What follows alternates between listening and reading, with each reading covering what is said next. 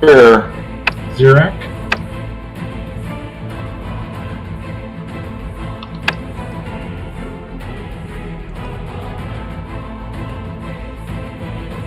Okay, he might still be trying to log on. Elise? Present. Valeria?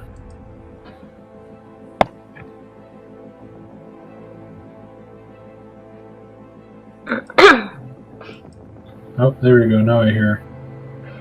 I can. Sometimes I think I probably need to refresh my Discord because sometimes I hear you and sometimes I don't hear you. Okay. Lamorn. Yeah.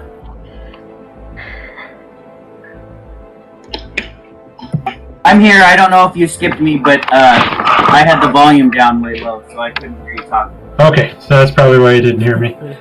Alright, so we got everybody here. Welcome to the next episode. Would anybody like to do the recap of what happened last time? I suppose I can give it a shot. Okay.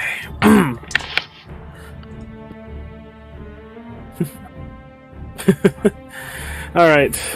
So, last time on Brave New World, after a very long and hard-fought battle, the group was finally able to get their senses together and lick their wounds from the beasts that they fought, though at the cost of an ally. Though it wasn't much time for grief, as Stallion used a possibly ancient ritual to bring back his fallen ally, while the others were regrouping. And there's also many discoveries being made. One is the discovery of Drummond, discovery of what everyone looked like under their armor, and 2 additional discoveries to a fellow sorcerer.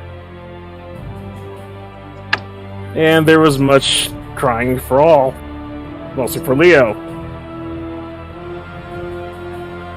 But it didn't stop him from getting a decent rest. And despite the weathers, they were able to pack up and head on to the next town. Not much of a stay. They tried gathering rumors and extra detailed bits about the missing people, and didn't get much outside of the occasional glare. Upon continuing moving north after the visit in town, they stopped at a possible safe location where they discovered the ruins of a toppled building, and when going to examine it, Professor Lovecraft volunteered to go down first. He was the first into the tunnel and discovered a cave, and everyone else above only heard, "I see something," followed by a blood-curdling scream. Thus, the party was quickly deployed, heading down one by one to discover that they have stumbled upon a den of undead ghouls and some mysterious tentacles coming out from somewhere. A long battle ensued against the undead, and as the last one was trying to run, Leo decided to help the others by pointing out the spellcaster went to deliver the final killing blow, only to immediately bend forward and wrench out everything he's had in the past few days. However, Zirak and Drummond with impressive accuracy shots was able to kill the last of the fiends and let him fall to his death. After recuperating in the cave, they exited out and are now currently resting up for the day, washing many foul smells that was accumulated in the cave. And all that's left is now to proceed forward onto the next episode of A Brave New World. Right on. Very good job. Go ahead and give yourself a point of inspiration. And the one thing I forgot to do, guys, I apologize, but I don't know how many people actually utilize it, but I forgot to update the current month and date. I was just It is the last. It is the 50th right now. The 50th of Ashish. And when you guys wake up the following morning, it is going to be the first of Tyrannus, the month of festivities. Although not very festive at the moment. Not a very festive moment. Let's drop you guys right back into the shit. We'll put you guys on the camping map. Yep. Last time we left out, I gave Leomorn a vial of what seemed to be a potion vial, and Xerac what seemed to be a spell scroll. See if they can identify it. And Leomorn was mending Elise's horn. Master Drummond, I seem to have found this spindle of golden thread. Perhaps determine how much it might be? I can go ahead and see what I think of it.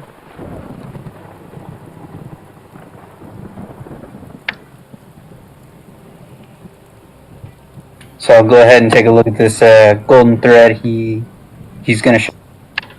So you look at the thread itself, and it is, in fact, very, very thin gold wiring, and the bobbit that it's wrapped around, you can see at the very edge, has these small red, blue, and orange garnet stones. You think you can get a good amount of money for this, but yeah, I mean, really, you don't know why anybody would need gold thread. I couldn't give you an exact price, but it is valuable. Let's see, I think the price that I posted... I'm looking at 28 gold. 28 gold. For this little teeny tiny bobbit with the gems on it, you think you could probably filch it for about 28 gold, 9 silver? I kind of whispered to you, will it cover the rest of my debt to you? If I remember. Sorry, you were breaking up. I'm checking my notes. Yes, this will cover your debt. We can consider that concluded. Good, thank you. You said it was worth, Mark, you said it was worth about 28? 28 gold, 9 silver pieces. Cool. I made like 4 gold off of that. Nice. And then when I was reading the chat log from last time, it looked like, Elise, you had a piece of your horn that you wanted Leomorn to try to mend back onto your horn. Yep, if he was able to do that. So Leomorn does try.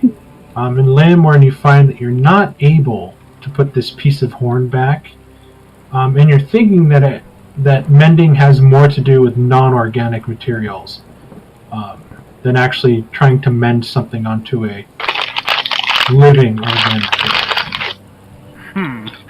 So if you had a horn from, say, like a dead animal, like a drinking horn, you might be able to do it, but I think the spell only lists examples of non-organic items, so I'm going to say no, you weren't able to do it. So I'll probably be like holding on to it and looking at it, like, oh, that's weird, and hold on to it again for a bit longer, try to adjust it. Are you sure this is yours? Yeah. I mean, if it's not possible, I'm sure it'll grow back. It'll just take a long time. Again. I could have sworn this would work. It worked before with the... Well, then, maybe It's okay, Lemon. I'll just have to file my horns down and make both of them even. At least you tried. Madam Valeria, I seem to have found some worshipping vestments and stuff. I don't know what they are. Perhaps you could determine what they are used for. And I show her the burlap sack containing the paraphernalia of worship, including a copper clay bottle, a silver ring with a bright golden symbol, and then white gold. I show everything in the burlap sack. Okay. Valerie, do you go? I think it seems some sort of worship, something for worship vestments, such as like what you use, but I'm not quite sure. They're not covered in blood, are they? The vestments themselves are quite clean. Huh. Although the outside of the burlap canvas on the bag itself has a bunch of mud and other dark brownish stains kind of absorbed in.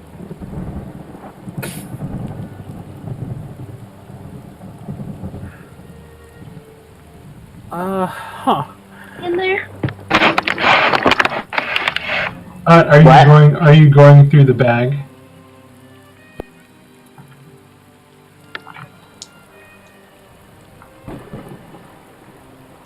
You're asking Valeria that, right? It's Yes. quiet. Yeah. Can you Hello, not can you hear hear us? me? It's just like, for some reason, it's like quiet, and then it like goes back. I don't know what's wrong with my Discord. Did But okay, you hear? what was it you said? Do I have to roll something? Are you looking through the burlap sack? I did not hear. What did it say? I don't think she can hear me. Can you guys hear me? She's looking through it. I heard her say she's gonna look through the sack. Okay. Yeah. Okay, so you look at the stoppered clay bottle. Inside the clay bottle is holy water.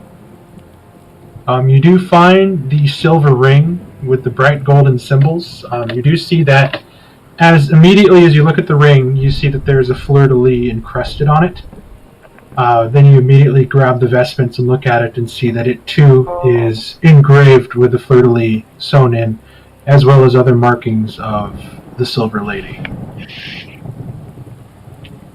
Is this something perhaps you can use, Oh, no. my dear?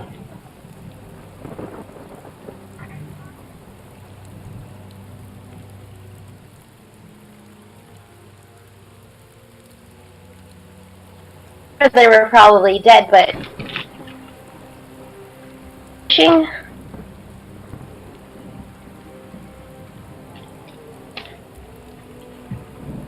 And again.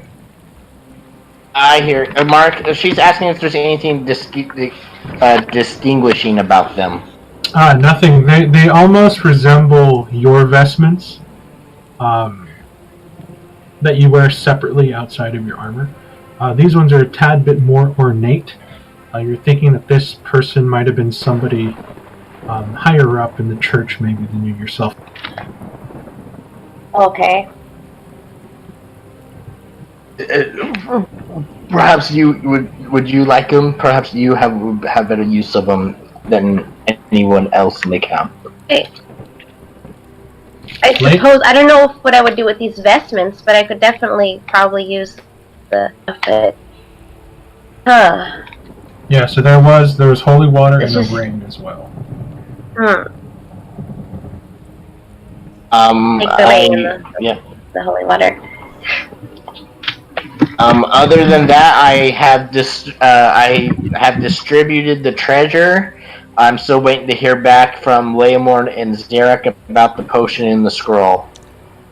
Leomorn, as you go over the potion again and you sort of look at it, you sort of turn it over on itself, and the liquid inside is highly viscous. Like, it is thick, almost like tree sap thick. You pop it open again and you smell, and it just has this beautiful rose scent to it. And you take a little bit of a sip and you feel almost re-energized. You can imagine that this is almost like a variant of somebody's own what do you call it? Somebody's own potion of healing that they crafted. And as it hits your lips, it coats your mouth and your throat all the way down. So you can imagine it has a very cough syrupy feel to it, but it tastes quite good. Is that Pepto-Bismol? Probably. need the cold medicine right now, though. I'll look at the bottle again after the sip, and I'll cork it up. And I'll look over to Lovecraft, and I'll gently place a hand on his shoulder. What you have just found might be one of the most amazing things you just handed me. I mean, the feeling just from it. And I'll quickly remove my hand, and I'll make myself straight to the cart. I must take a sample. I must do some tests. And I'll just keep mumbling all these possibilities as I'm heading. I was gonna say, would you before you ran out, would you prefer to hold on to it so that way you can study it more? Maybe you can replicate it. Oh, yes, of course. Like I said, this is one of the most. Wow, this is. You'll see him try to struggle to find the words, but he'll basically like hold up the potion as he's going to the cart for his alchemist supplies, mumbling, and I'm pretty sure everyone could just hear like possible ingredients and tests to do as he's heading to the cart. Who has the scroll? Xerac does. I gave it to him to identify. Xerac, this is the strangest scroll you've ever seen. It is in fact written on what seems to be scented pink stationery of a custom make. It is quite beautiful, actually, as scrolls go, but it almost seems like something you would find in a girl's diary. You begin to you open it up and you begin to kind of read the words, and it has a strange feel to it. There's a cadence now that you're picking up, and then you realize that this is a poem. A poem called Heartache. By the number.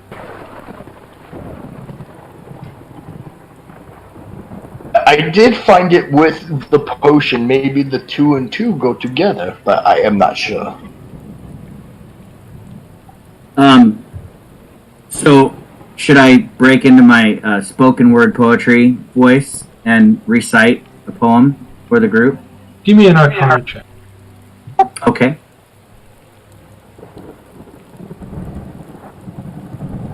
I think the potion is the love potion, and the spell is to activate the potion. Oh, sweet. Okay, so you got one more than your passive. You're reading through this, and you're looking at the words, and there is a spell-like component, but it is the spell itself is shaped into this cadence-like poem. You're thinking that this is possibly the first time you've ever ran into a bard spell written on paper like this.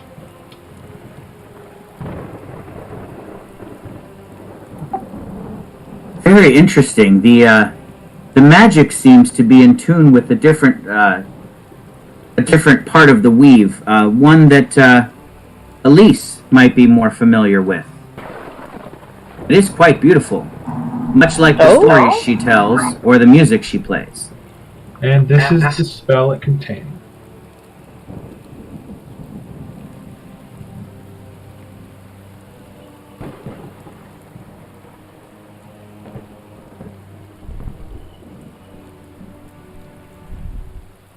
You literally give him a broken heart? Holy shit. Yeah. That's me. Wow. Xerac, for the first time, Oh, that sure does sound right up my alley. as you read over these words, you realize that your own heart, just from reading it, is throbbing and aching. And even under the dryness of the tent covering the fire, you find that you're crying.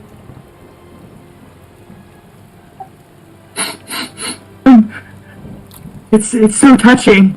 The words are so beautiful. Do you need a hug, my friend? Like a very sad poem, judging by your face. Indeed. It just pulls at the heartstrings. Perhaps it is better that you use it. It does require a material component, and I don't have that component. Alright. I can see what I can do with it. That was everything that I have found down in the cave. I haven't identified the potion at all. Might I take a sip of the potion to You have to determine go. what it does? You have to go to Leomorn. Leomorn has it, and he's trying to. Oh, figure okay, it he can out. do that then. Never mind. I thought you gave me both, but I'll let him determine the potion. He did, and he determined that it was a potion of healing, but right now he's so enamored with the fact that this is so much different than the ones that he himself can concoct, that he's currently trying to right. study small sips. Do keep in mind, Leomorn, the more sips you take, the less liquid. So the time when you need to take it in battle, there's not going to be as much Healing. points available. Yeah, that's why that little tiny sip, I'm corking the rest of it. I'm gonna try to get like a little bit of a sample to see if I can't figure out how it was done and maybe try to replicate it. Okay, we'll say with the initial sip and the sample, make a special note on your sheet that healing potion just does 2d4.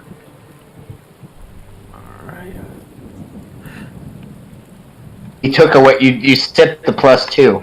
Yep, you sip the +2, so you can go ahead if you don't have any full health, you can give yourself +2. And Chris, you said you gave out all the treasure. The only thing I kept for myself was the 10 gold pieces, and everything else I gave out. Okay, sounds good. So everything else, just those items.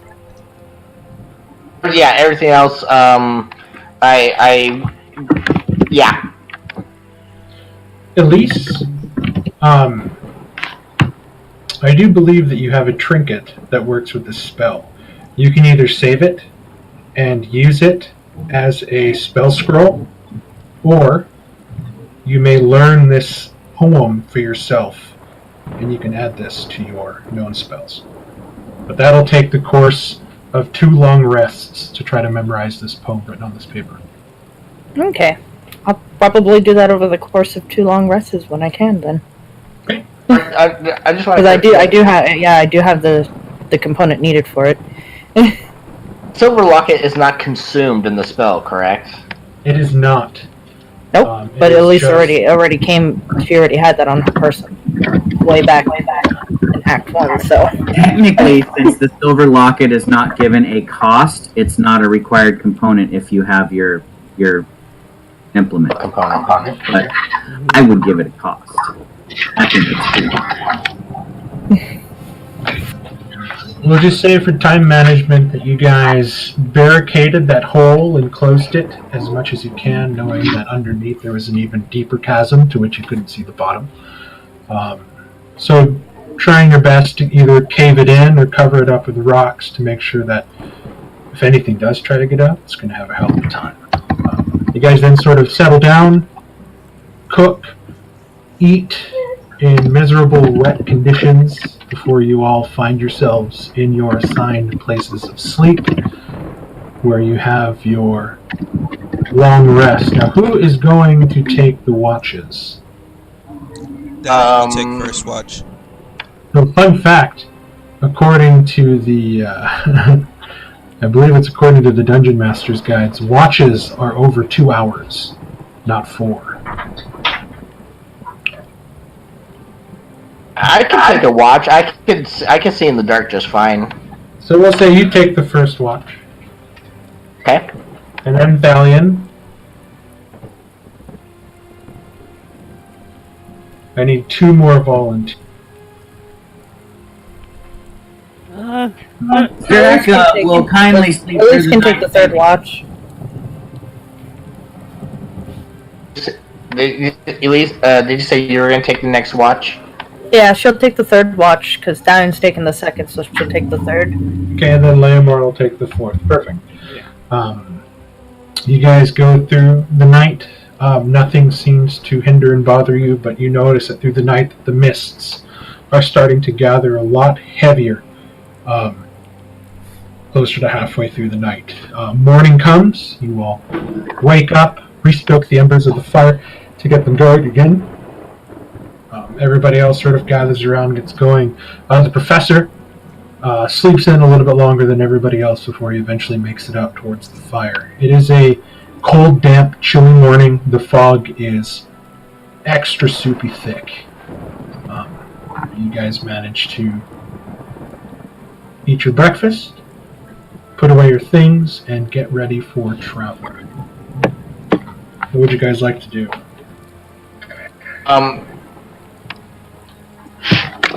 Zira, my friend, can I have a word?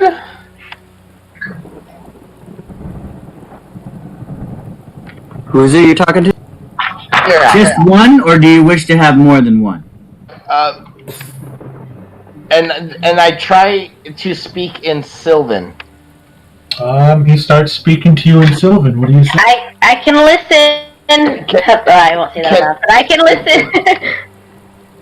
Stunned me.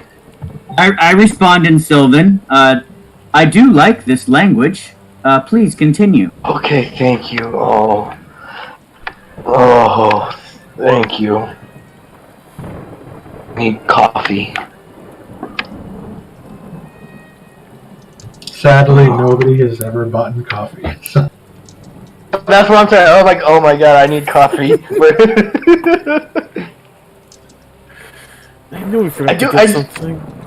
I do, since you said you like speaking, Sorry, I was I don't speaking drink to coffee, only you in this language, since you enjoy speaking to it. And I do have an arcanic question for you, since you studied. Did not? You have an arcane question? Yeah, you studied magic. I did not, so that's why I'm asking. I'm going to ask you a question about magic. I'm all ears. Is it possible for me to say, as you know, I know many different languages. Perhaps I can to imbue one of my languages and set, like, say, a mundane, like a ring, like just a copper ring or something. That way, the wearer can understand the language as well. Hmm? There is magic that allows one to speak and be understood no matter what language they speak. There is also magic that makes a thing permanent on repeated castings, but I don't know that the magic is specific to a singular language. It would just be any language that that exists. I see. However, with appropriate time for research, a version of the existing spell could possibly be modified to do what it is you ask, but it would take time and patience. I see. Do you mind helping me on that project? It would be something for the both of us to work on, since magic and I like share the languages that I know.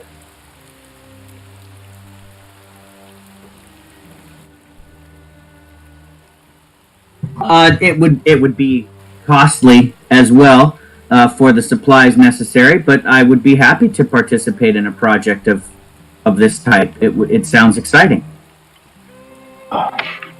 Great. Thank you, my friend. Valeria, as we're packing things up to get ready to start on the road, Valiant is going to walk over to you and hand you a leaf. This should help out a little bit since you and I are in the front lines. Okay. And just so it doesn't seem like something you received that might be like salted with anything, I pull out a similar one and I go to chew it. Just letting you know, assuring you that it's okay to eat. Well, I would have never expected that from you anyways, Sally, and you're kind of the serious type. Unlike, I trust that you wouldn't do anything to the things that you give me. And so you know, Mark, I gave her a ghost bloom leaf. Okay. And I also ate one, so I'm subtracting the amount. So you have like what, 125 gold in herbs? Correct.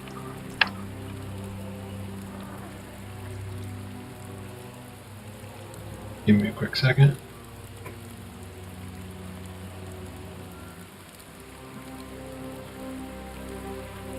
Okay. So Valeria, as you chew the ghost bloom, go ahead and roll 1d4, and then you have those as temporary hit points for the day. Awesome. There you go. Yeah, each of you have 4 temporary hit points. Alright. I'm going to move you guys to the Barrowlands map.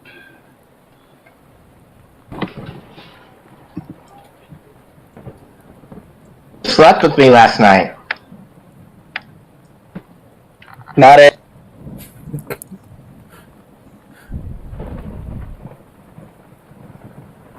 Probably in the same spot as last time, because I think Droman said he was. There is a wagon, so.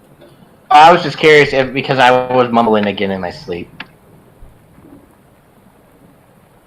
Okay, so if you guys are noticing all the crosses on the map, these are specific.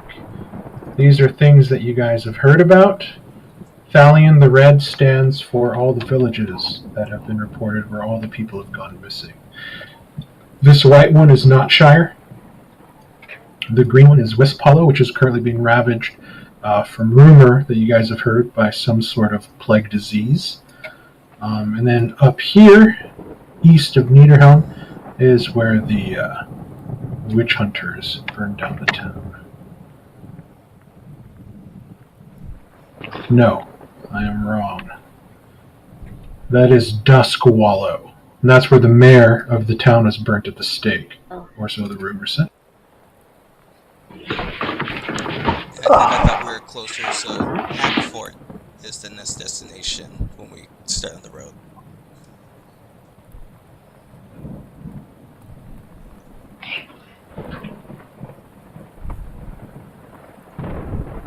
Give me that link, Ken.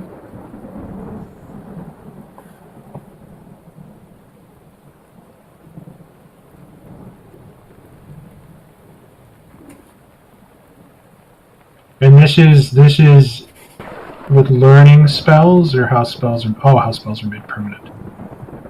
Yeah, permanency was a spell that you could cast in 3rd edition that basically utilized XP as its cost. So since that's not a thing in 5th edition, this guy makes a suggestion of using the craft a magic item rules, which are in the Dungeon Master's Guide, and just applying it to a spell, which I think sounds like it would be workable.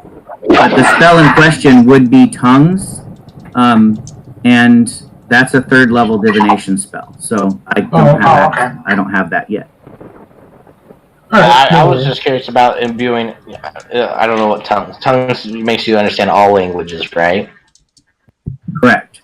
So if it were me, I would say that you would modify your craft a magic item downtime rules to take into account creating a specific version of Tongues. So it would just take time and money, a lot of time. Girls, as you wake up, minus Leomorna, your beards are gone. Hooray! However, Leomorna, you are Yay, still no more living. itchiness. More 5 o'clock shadows. What happened to your No more beard? scratchies on the face. Oh god, I don't know how men can deal with that. I know. How men can deal with it? How can you deal with this? There are Oh, quite a come few on. things Boobs aren't about bad. being a woman make that sure I you don't have know something how to you hold them deal up. with. It feels like a weight of sandbags every time I sleep on my back. It's killing me. Once again, let me Okay, get you so your now shower. I am thinking of Liam Warren as being very well endowed. He is like Dolly Parton it over there. This might be the first time you guys hear I was about like, oh chocolate man, bread as well. I think Liam Warren over here is gonna make even the 2 girls jealous. Like, oh, thank God we don't have that. What's wrong with beards? As you can see, I love mine. Okay, you guys Doesn't it travel. get itchy? I know mine's You guys did. start traveling through the morning, making your way through again the constant rain and dripping, which isn't playing for some reason. There we go.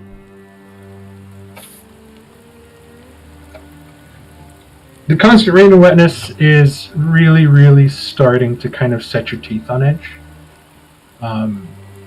It's just such a mood dampener and just makes everything feel so dour and monotonous.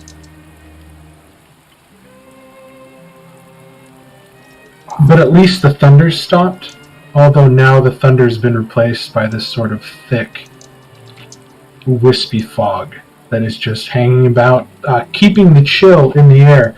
And while wet, Zirak, you feel none of this chill, which you're kind of thankful for as you sort of look over and see Valeria kind of hug her green-soaked cloak over her body, trying to keep some of the warmth in. You sort of look behind you and see the breath misting out of Thalian's mouth as he sort of rubs on his arms to try to get some warmth back into his bodies as they all travel forward. Thalian, this place would seem even more unpleasant without the good fortune of the robes that I wear. Have to find something similar for the rest of us. They'll seem pretty handy.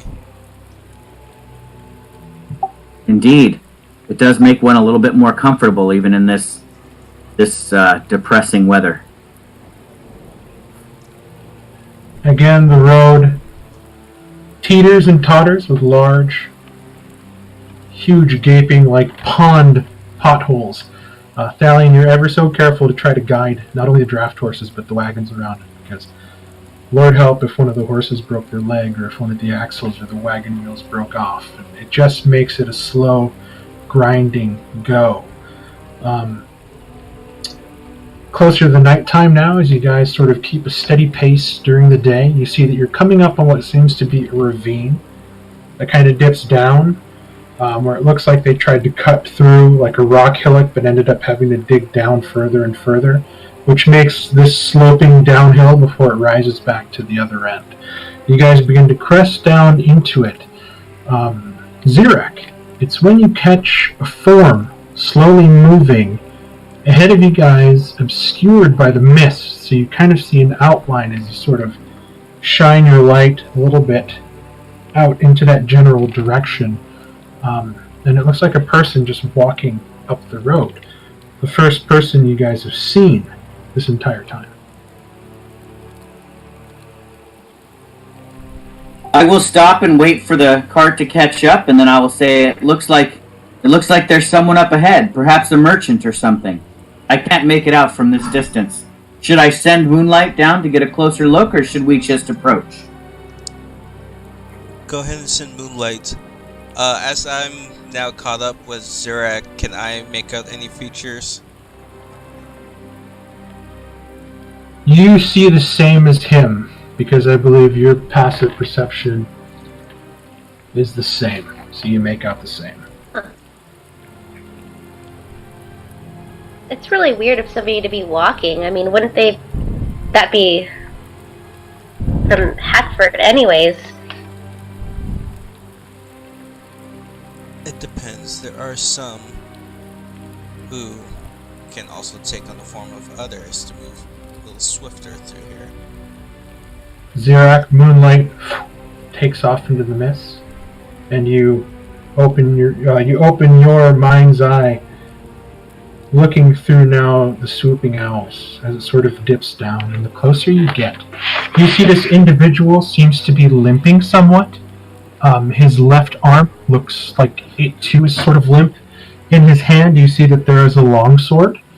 You're looking, and this person has a pack, a long, leathered, oiled cloak, and it is moving at a sort of fast, furious pace with a limp up this road as Moonlight flies past initially, making its way in, flies back again, and from the front, You see what almost seems to be like armor and some ornamentation as moonlight flies back again towards you. Give me a perception check.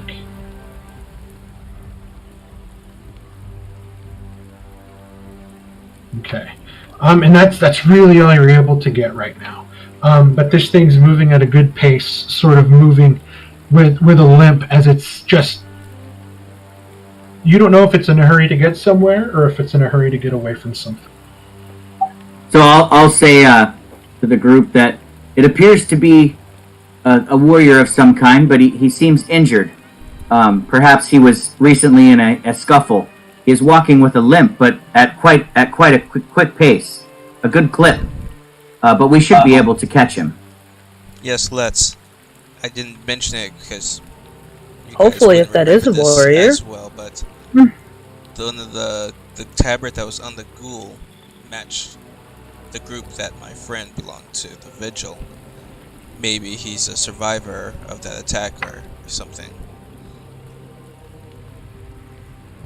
Well then let's make haste. I will drive my heels into my horse's flanks and ride down after the person on foot. I follow as best as I can, but I don't speed up because I don't want to damage the cart or the horses. Okay, Valeria, what are you doing? Are you staying back with the cart, or are you riding up ahead with Xerac? No, I'm going with Xerac.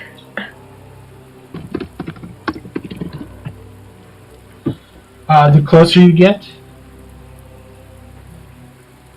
it almost doesn't seem to take heed of you, this person. It just keeps moving.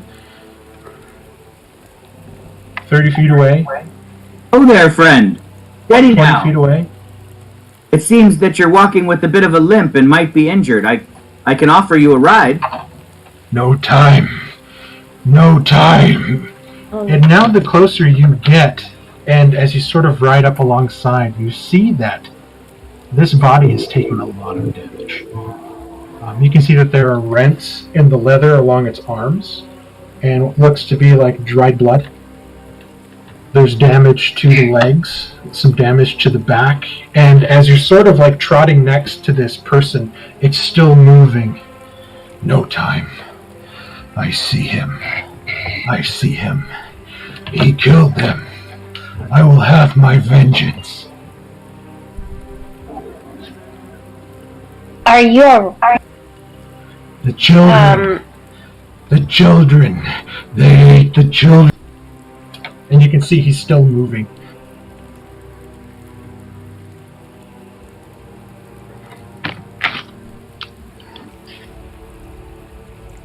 I'm just waiting till I get caught up, Mark. Who ate the children? Are you running from someone or to something? I am Rance. Rance, the first sword of Solent. I will find him. I will find him, the one who destroyed my...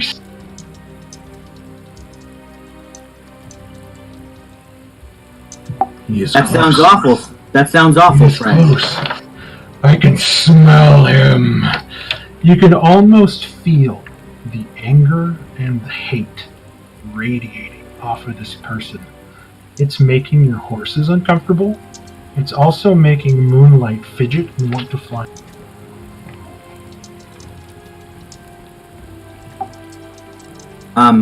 Well, I will allow Moonlight to fly freely, as long as he stays somewhat close, but, I will trot alongside this man and try to help him find what it is he's looking for. And I say, well, I will offer you assistance, friend, in claiming vengeance, especially if children were harmed by this person that you see. I must find him. The broken-hearted one. He is mine. I will kill him. Too long, too many people. You...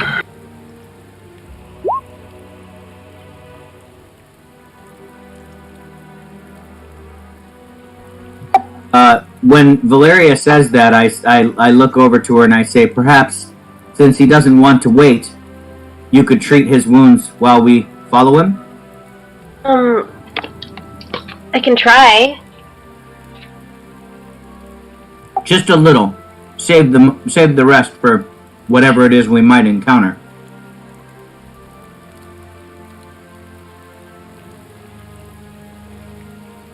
healing word at him at first level. You cast healing word at him, and you see his body twitch, and he sort of like stiffens, and then he turns around and growls, and for the first time you see his skeletal, marred face. We're gonna roll initiative, but give me a second. Oh, jeez. We were just trying to help! I for once, I did Look not at trigger it. initiative. I don't think that's. Here, You know, give me a that's the second. I don't think he likes First it. time. I don't think he likes it. That's the first time I think I've ever seen initiative triggered on a heal spell. I love it.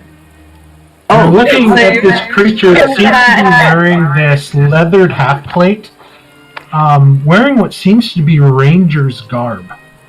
But the moment it looks at you and you see this glow of raging fire in its dead eyes and this desiccated skin on his face.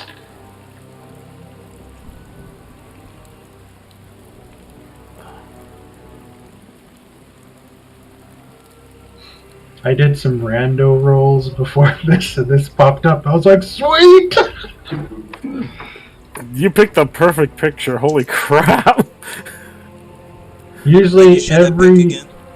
every character I see, like when I'm going through ArtStation or Pinterest, if it looks like, I'm like, oh, I'm going to make this guy into a character, and then I just...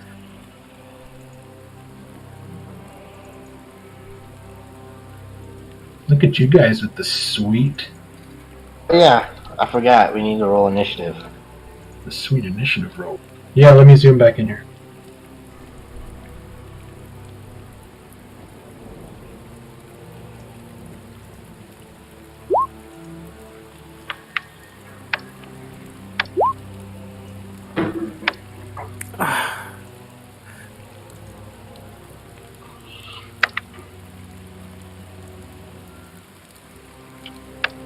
Okay, and then we'll...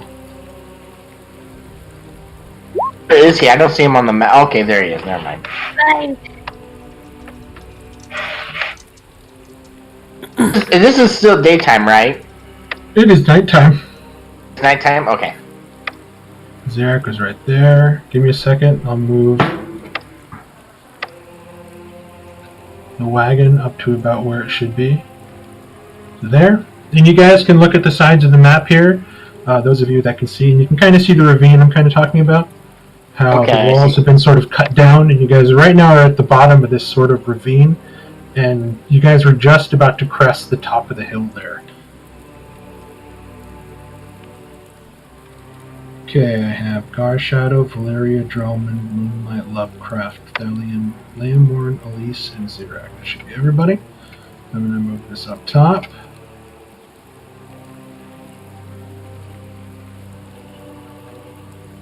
Should I be nervous that the Orth isn't up first? I just made them tokens, so they always have tokens now, just in case. Oh, not my horse. I think this is the first time we've I do like that they're 3x3s. They're huge horses. Yeah, that's why I can put you guys right in the middle if you look. Right in the middle where the saddle is. I like that. Well, they're technically large creatures, but yeah, that's a good. I think it just looks better than having like one of these horses that looks like obese in this 4x4 square. So,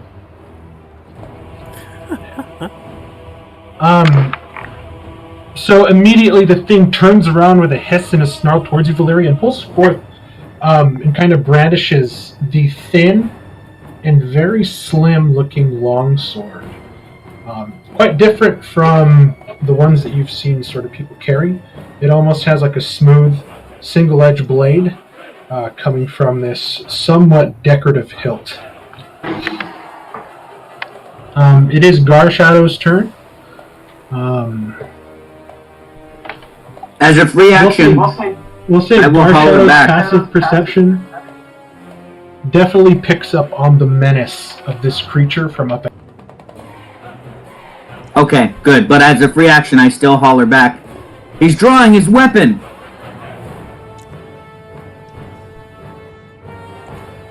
Hearing this, I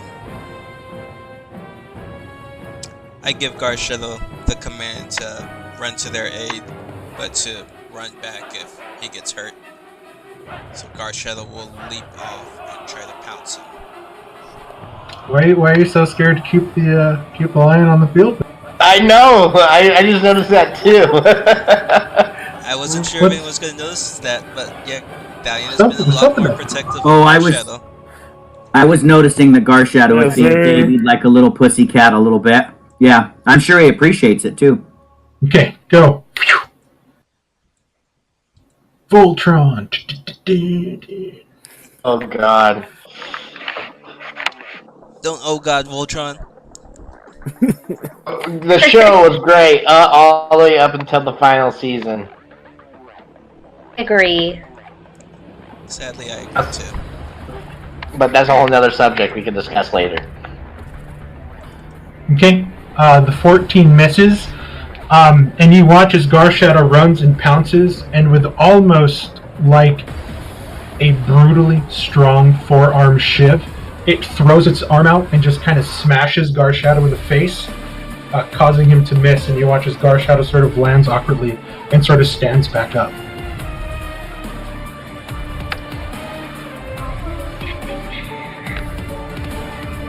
Is that the end of his turn? Yes. Okay, Valeria. Sorry, Valeria's shock is like, Snap your fingers. super flame at him. Okay. Let's see if this heals you, fucker. Oh, he fails with a 7. And you watch as the flames sort of take him, and he kind of like flexes the pain away before really focusing in on you, Valeria. And then, as the bonus action, I call out my spiritual weapon. Okay.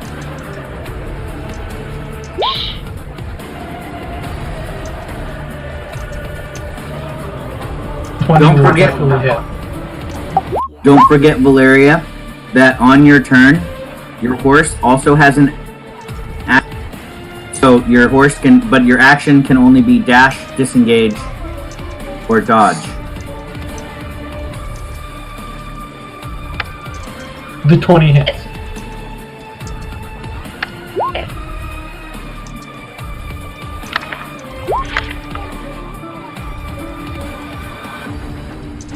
Okay.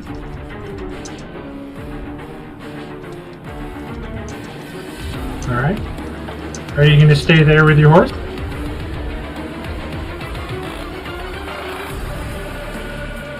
Yeah, she's gonna move Troy a little way from it, so Are you going to disengage? cutting out. Are you going to disengage with your horse's action? This is really big.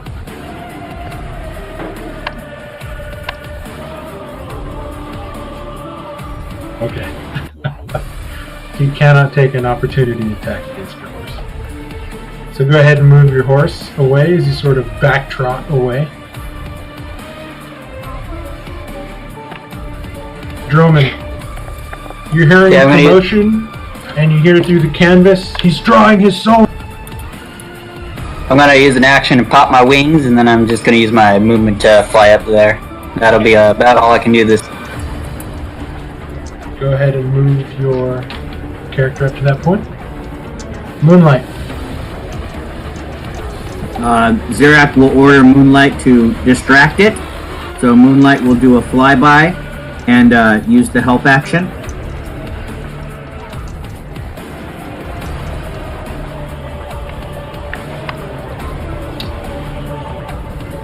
Lovecraft, there is a commotion. The wagon's completely stopped, right? So The wagon has stopped. You felt it lurch as Garshadow's huge bulk jumped off of it, and you just watched his drone sprouted wings and flew up. we go 5, 10, 15, 25, 30, Precarious situation. I like it. I like it. and then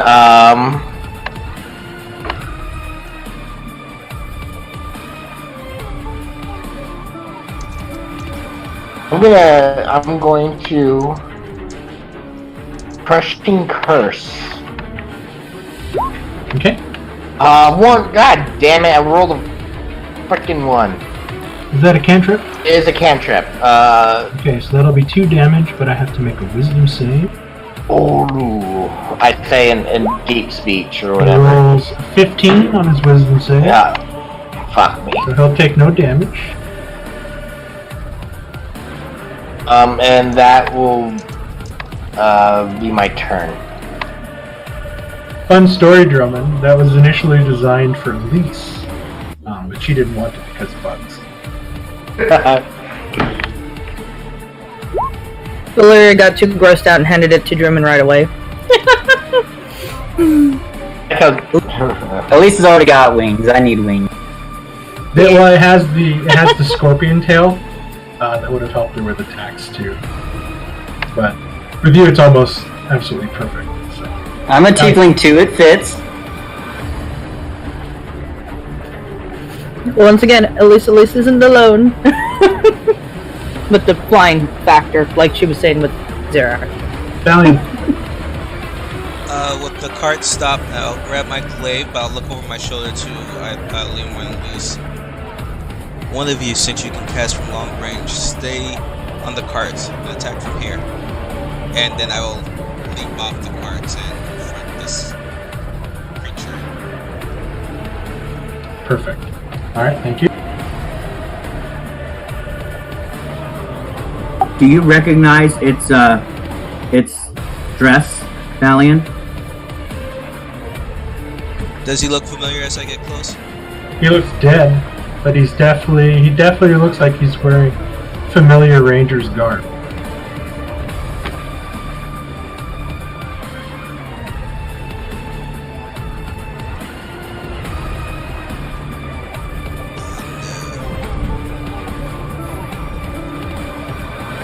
Sure, that's a miss. So He parries that.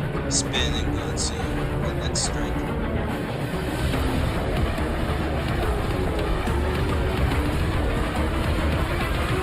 The 20 will hit. Oh, damn it.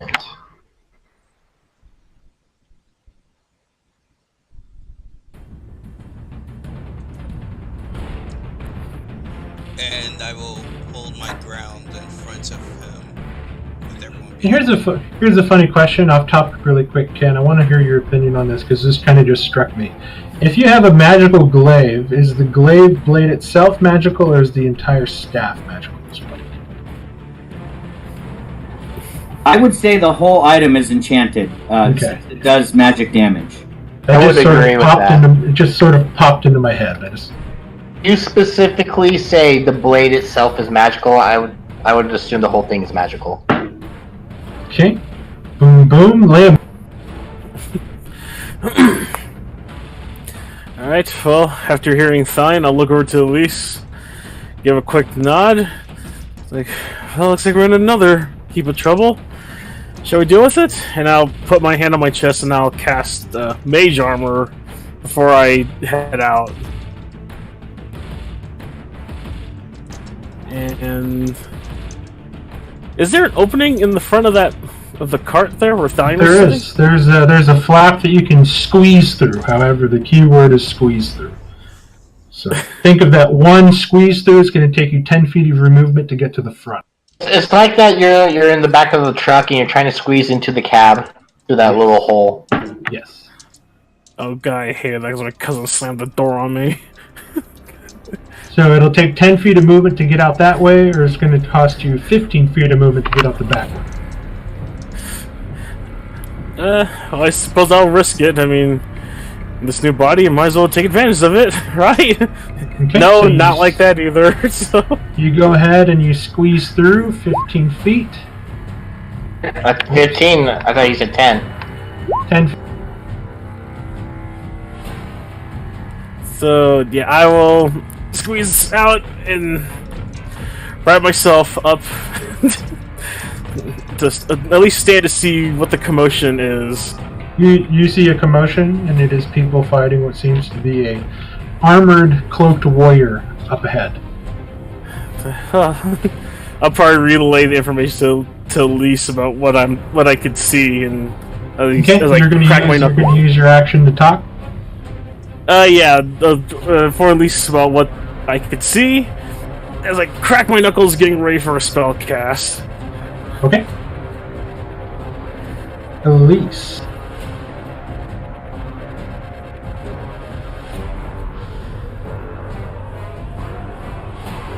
Alright. She is going to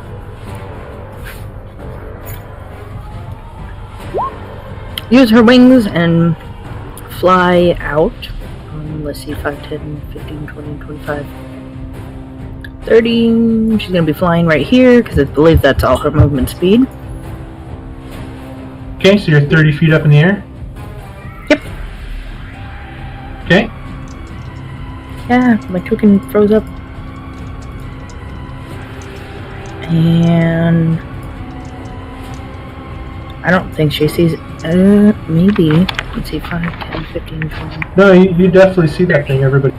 Okay, so she is going to be like, ooh, I see that thing. Okay. And she's going to take a shot at it.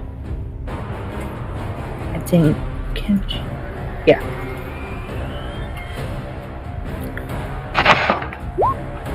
For 15? 15, he bats it away, breaking the bolt with his sword. Damn, I'll get you next time. This is actually kind of perfect. Alright, you watch now as everybody's sort of attacking him, and he just sort of... as these purplish blue flames begin to lick around his body. And on top of that, you watch as he sort of straightens up and yells as he releases a dread aspect. So I need everybody to give me wisdom saving throws. Everybody? Everybody, including your animals. Is Moonlight included in that? Moonlight is over 30 feet away. Okay. Oh, damn it! Shut. Jesus Christ! Oh my god, and I get a +5. Piece of shit. Okay, so he takes 3 points of damage. Hold on, I gotta roll a wisdom save for my horse.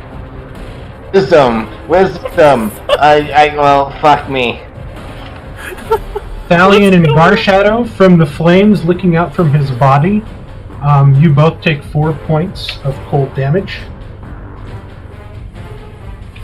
Everybody fails. Everybody is frightened of him. I'm gonna say...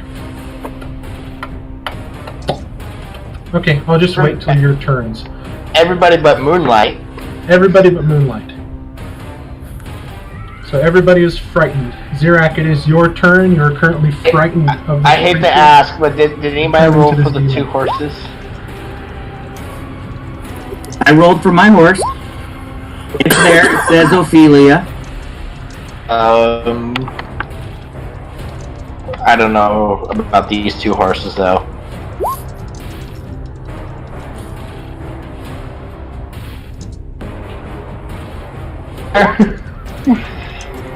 Oh shit. You're probably gonna have me bucked off the car. Okay, so Nobleheart manages to stave it off, but Quasimodo is in a fit of panic. Awesome, that'll just rip the cart in half. That's perfect. Okay, so I am definitely afraid of this thing, and so is my horse. So my horse is going to take the disengage action and move away.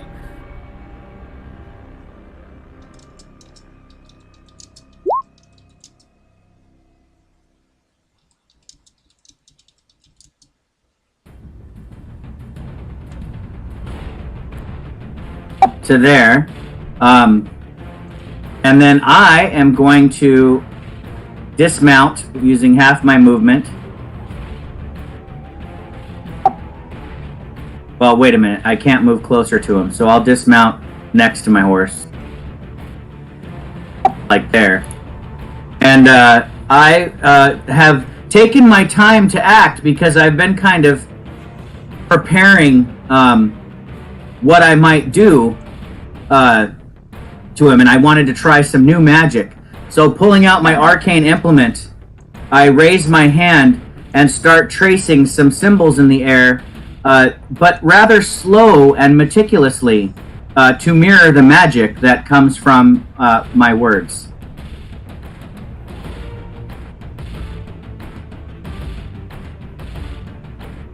So Okay. targeting just that creature, so basically the 40-foot cube would be drawn such that he is in the bottom left corner of it. I'm going to alter time for him. He needs to give me a wisdom saving throw. Okay, his wisdom's pretty good. Let's see what happens. 19. Jesus Christ. Plus 6?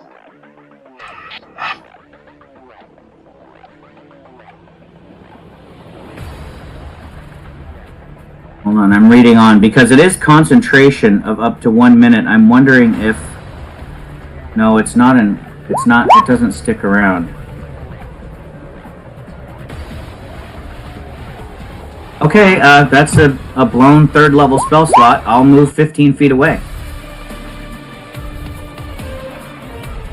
Okay, I believe you're beyond 30 feet now. Go ahead and give me another wisdom save.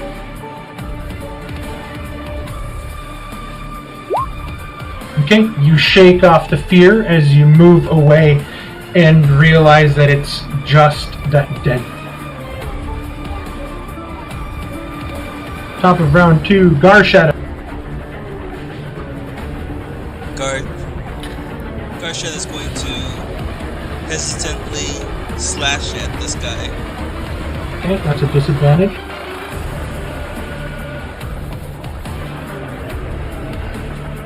Okay, missing.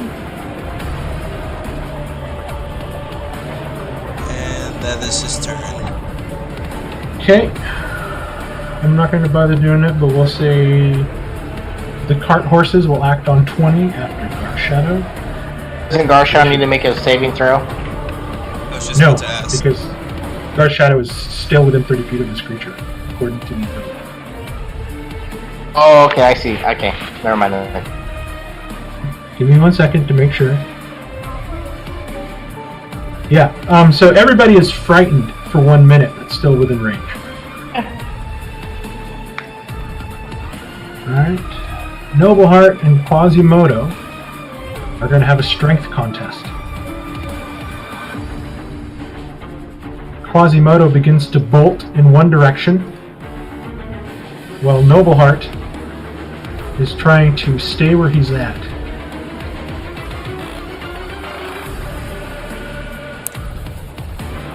Yes, I did, Ken.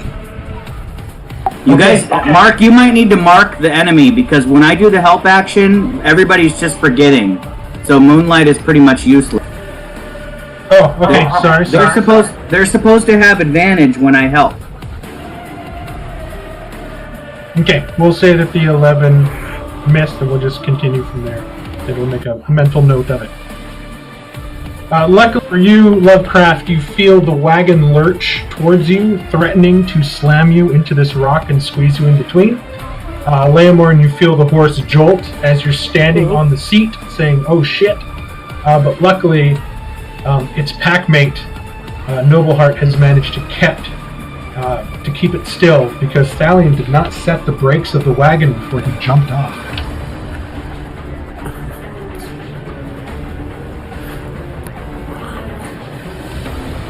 Valeria, you and your horse are scared of this thing. She's going to flame at it. Okay. Okay, fails. It'll take the radiant damage. Okay. And then disadvantage for spiritual weapon, right? The spiritual weapon is not hindered by the frightened, so this is at normal. At normal? Okay. Yeah. Because I believe at this point, Oh! I believe at this point the spiritual weapon is its own entity. Okay, go ahead and roll damage.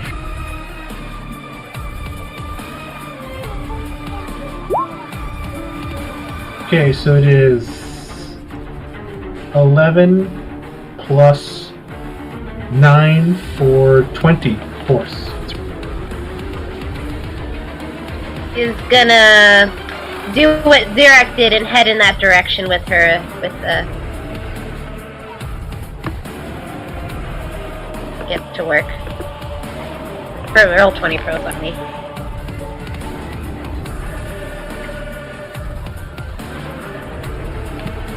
Oh, it's 11 plus 8. Sorry, 11 plus 8. 19. No. God damn it, I'm an idiot. Yes, 11 plus 6, sorry. Son of a bitch. Okay, it's adjusted. Wait. Oof. No, I completely forgot about that.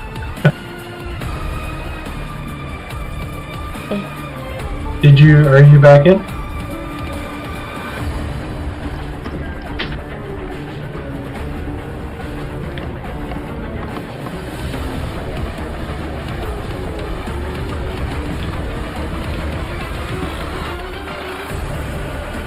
Is that as far as you go? No, I'm still going. How much, how far can a horse go again? Your horse has 60 feet of movement.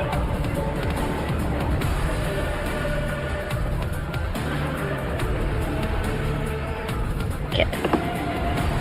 Yeah.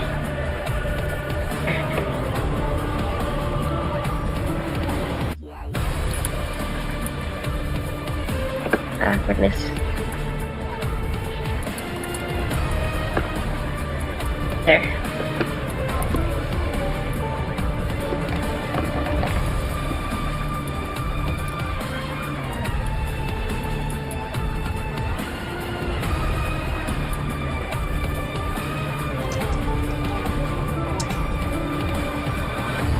Okay.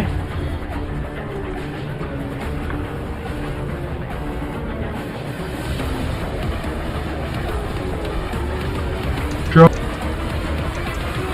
I'm gonna stay where I am, but I'm gonna shoot him with my hand crossbow. Okay, disadvantage.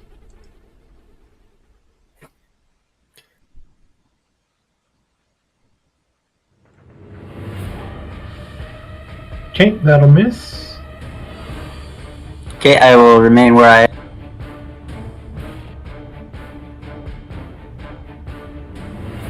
Moonlight.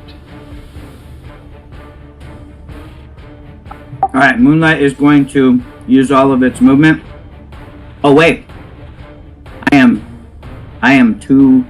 I'm gonna be within 30 feet if I do that. Nah, I'll do it anyway. Moonlight's brave. Oh, Moonlight made the first save, so Moonlight's immune to any fear from this ability. Moonlight never made the save in the first place because he was out of range, he said. Oh, that's right. But Right, I think it's a one-time thing, so unless I can pop it again, then you don't got to worry about it. Okay, well that is It's the 60 Beetlejuice. It's the Beetlejuice scary face. The and then Gotcha. Alright, well that's 60 feet of movement, and I used the help action. okay, I'm gonna give him the ninja mask. Awesome. I flap my wings in his face. Next attack. Lovecraft, you almost pee your pants as you were almost squished in between a wagon and a rock. Me? I'm gonna go there. And I'm not taking the hide action, just so you're aware. I'm just like going around, hiding back against the wall, breathing heavily. And I'm gonna cast Vorsh Sighing. I'm taking the risk because it says it gives me advantage on effects that cause fright. So would this give me advantage on my saving throw? I mean, I'm leaving that up to you. Because I'm already frightened. It's not causing fright. Yeah, I'd say you'd have to have this cast before you took the ability. Well, no, if you cast it, I'll say you have advantage. Why the hell not? And I'm going there, and I'm kind of getting away from the cart, and I'm ending my turn. Okay, so make a wisdom save with advantage, as you no longer have vision of the screen. Wisdom, you said? Wisdom save with advantage. Okay, you're no longer frightened. You managed to shake that off. Valiant.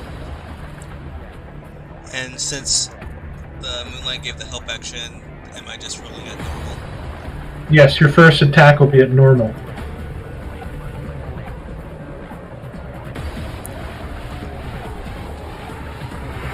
Okay, so you miss with that one. Your next attack is disadvantage.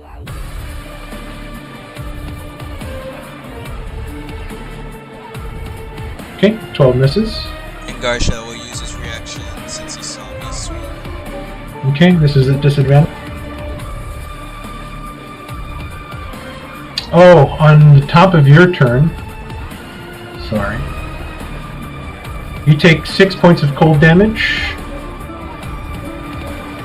and Garshadow would have taken, because I forgot to do it, 5 points of cold damage.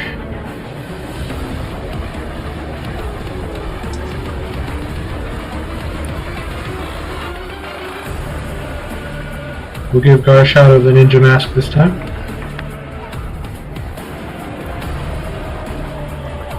Leomorn. Well, feeling the cart jostle under me, am I able to see anything that could probably stop that jostling? You can see the lever, and I'll say that you can use an object action to pull that lever to set the brake on the wheels. Crap. Strike the guys. Actually, no, German would kill me if I did that. Yeah, I'm going to quickly reach over, get that lever up for the brake. Okay, so you use your object action to pull that up. You still have a bonus action and an action. A bonus action and a what? You still have your full turn. Pretty much, you pulling that lever up to set it is like drawing a weapon. So I let you do it as you use an object action. So you still have your full movement. You still have a bonus action and an action. Alright, It's like setting an e-brake on a car. Alright, I am going to try to grip myself back up again, and I'm going to launch my hand into the air and cast Witch Bolt at it. Okay, go ahead and cast your spell.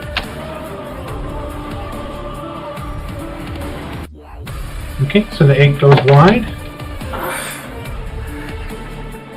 Sort of strikes one of the trees over here, and you watch as the lightning sort of rents it in the middle and kind of makes a burst as the electricity surges.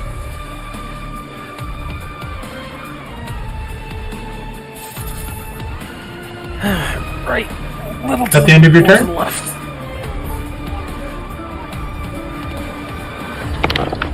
Leomorn, is that the end of your... Yeah, I'm going to stay on the cart for height. Okay, Elise.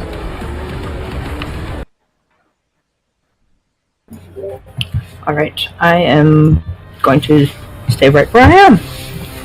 Since I'm scared. And she is going to... She's going to cast Hideous Laughter at it. Is it at disadvantage? No. What damage does Tasha's Hideous Laughter do? I think it does psychic. Hold I up. don't think it does damage, let me pull it up. actually. It does psychic damage. I have the spell. If you want me to pull it up, I can do that for you. Okay, so here's the thing. If psychic damage has no effect on this creature, does it still have to move away? Does it still have to make a save? If it's immune, I would say I would rule it as no as a DM. That's my thing too. I think it doesn't even have to make a save.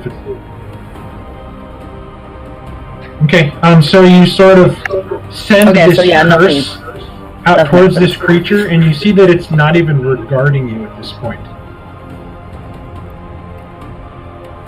Okay. We'll say that even with your 11 passive perception, you see that it has eyes only for Valyria. Okay, and so do I still have to move back from it? You can use your movement however you wish, you just can't move closer to it. So you can stay where you're at. Okay, yeah, because that's what she's gonna do. She's gonna stay right where she's Mark, at. for my concurs, he didn't have to make a save because that does psychic damage as well. Okay. Yeah. All right, and well, yeah, that's about it. I think that's what she's gonna do. Alright. It is his turn. And he is going to drop into a crouch and sprint off Oh God. with unnatural speed. 5, I'll use my 10, reaction for Garcia. 15, I think 20. Spinnet is. 25, 30, 35 of his movement. So this is at disadvantage. 12 will miss.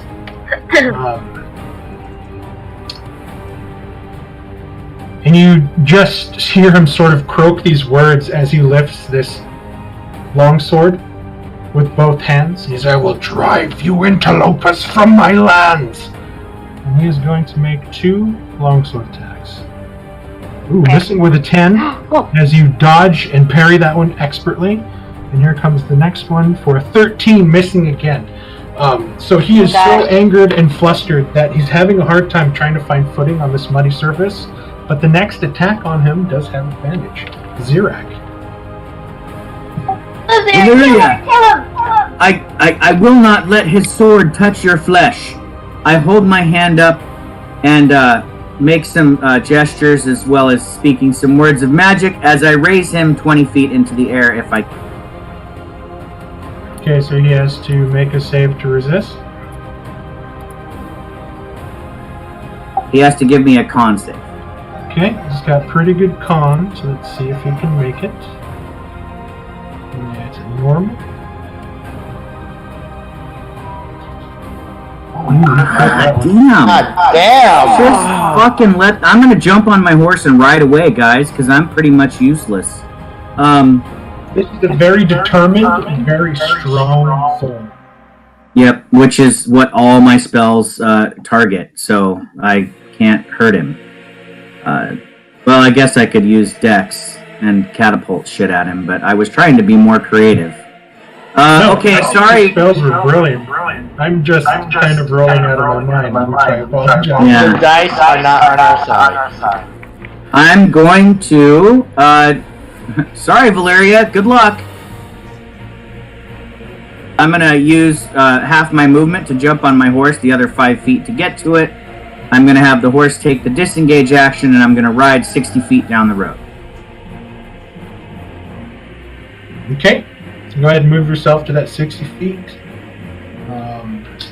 Top of round 3, Gar Shadow. So Gar Shadow can't move closer. He has to be out of sight or out of 30 feet. Out of range. So he's in essence going to end his turn there if you make the wisdom save. There. Okay, so that will redo his wisdom save since he can't move.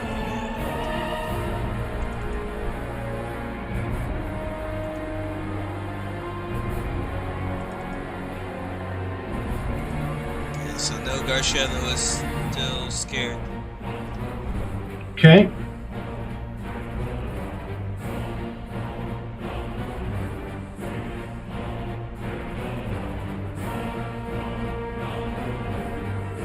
That does end his turn. Alright. Okay, round 20. 20? Oh, sorry, it's on marker 20. Oh. Quasimodo, since nobody tried to calm the creature, is going to try to break away again. Okay, it definitely doesn't even... Nobleheart doesn't even need to make the save. With the break set and him there, he's sort of stuck in place. Now he is out of range, so the horse will try again. Still failing, it is still scared of this creature. Dromund. Oh, sorry, Valyria. Sorry, Valyria. She's just gonna dead. I don't know if it's gonna affect him.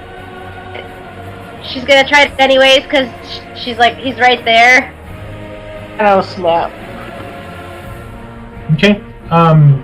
You call out the prayer to turn away the undead, and the wave of energy bursts forth from you, and it soothes out, and you see it just wash over him, and then you see him grimace in anger even more.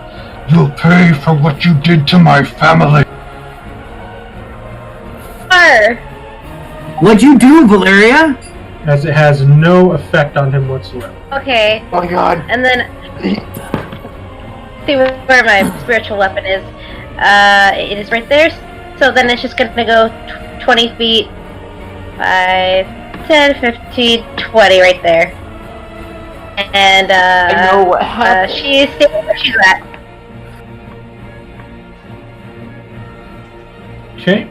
Okay, now it is Dromund's. I'm gonna shoot my little hand crossbow at him. Okay, this is a disadvantage.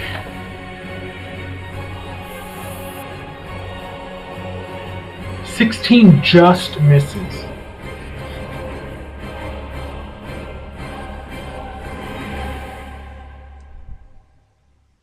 Let's just take a step back here and get a maybe a better view here. That will be my. Okay. Moonrise.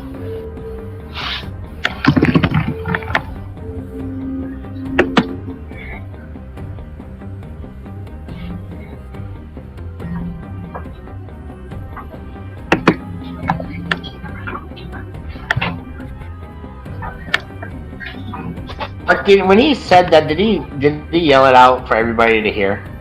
You're way too far away, hiding behind a rock. Never mind.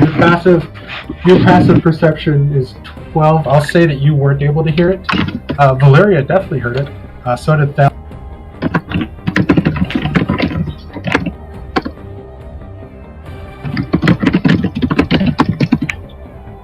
Ken, is Moonlight just doing the help?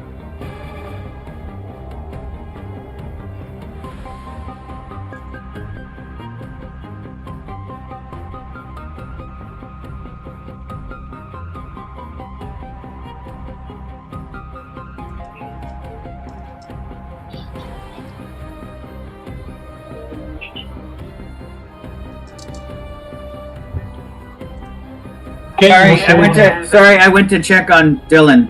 No worries. Go ahead and move Moonlight his distance. I already put the ninja mask on Rance. It'll be Lovecraft's.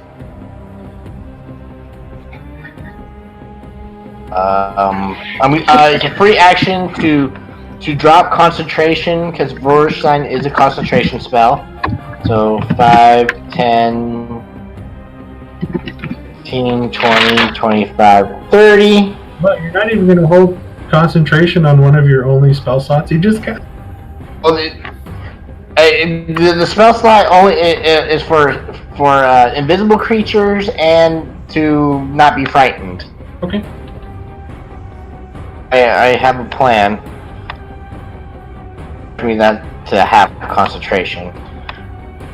I'm going to cast Blessings of the Black City on him. Fine, I'm not within range. Fudge my monkeys. I'm casting Eldritch Blast at him. Fuck me. Okay, the 13 does miss. Yep. And that will be my turn. Stallion. Realizing that I can't, my legs keep shaking when I try to move forward, I kind of start catching ear of the horses. I'm going to use my movement to get near Quasimodo and use my action to try and calm him down.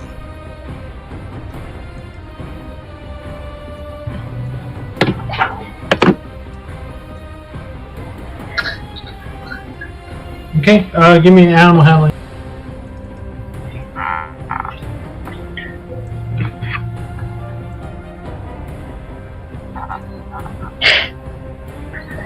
Okay. Quasimodo is no longer feared. As you manage to calm the horse with your soothing wood elf words. Now go ahead and give me a wisdom save, as I believe you are more than 30 feet away. Yep.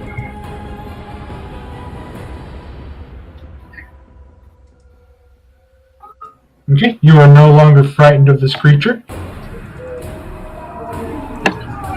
Calming my nerves, just as I'm calming the horse, I kind of grip down on the glaive again and just call out, Valeria, I'm coming. I forgot, Valeria, on your turn, you would have taken 3 points of cold damage.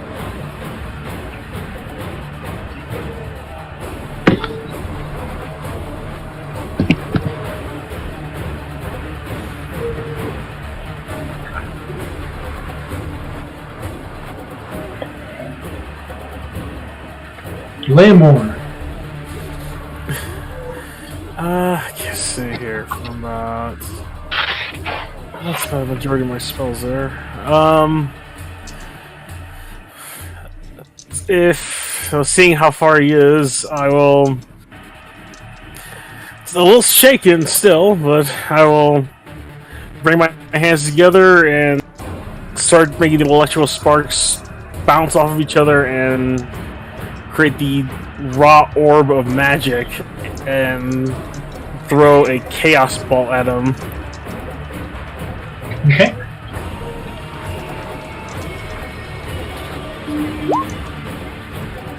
$21 will definitely hit. Go ahead and roll damage.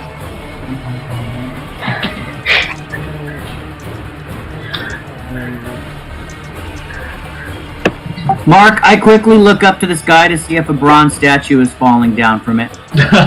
There are definitely no rocket trees. Ooh, that's really good damage.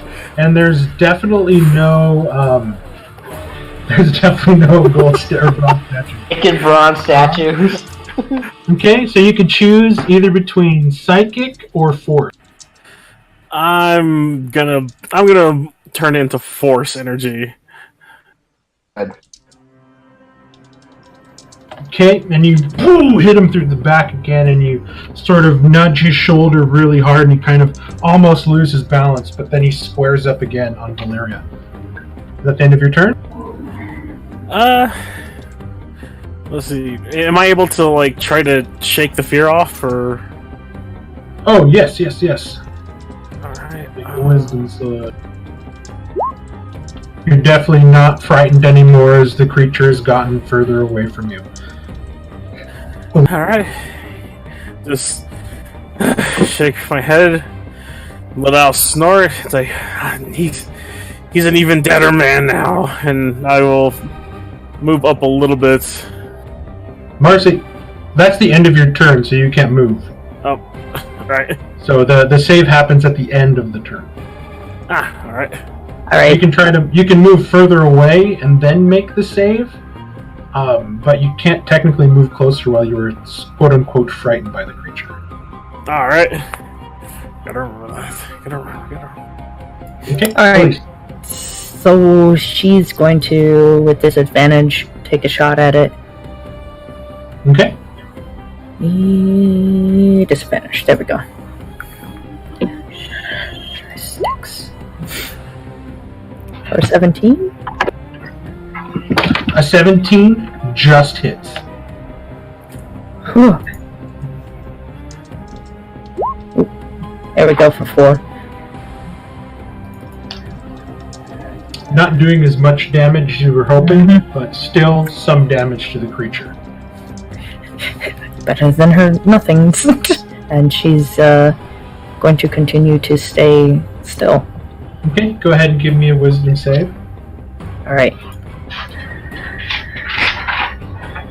Oh, make sure you're toggled to normal. Thank you, I would have forgotten.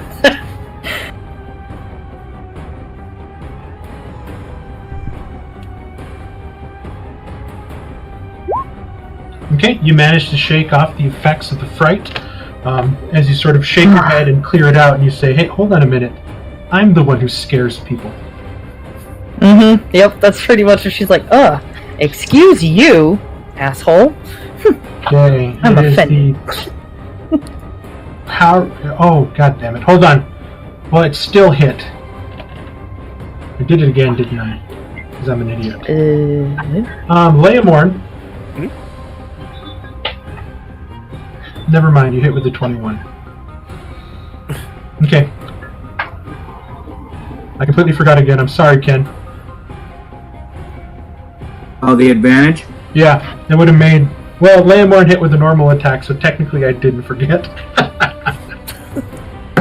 There you go! Woo! True. That's true. Alright. You got a crit fish. Good. Well, no, because he was still frightened technically, so still Oh. disadvantage. Okay.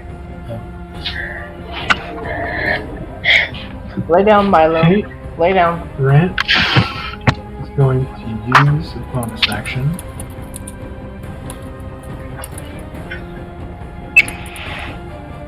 Okay.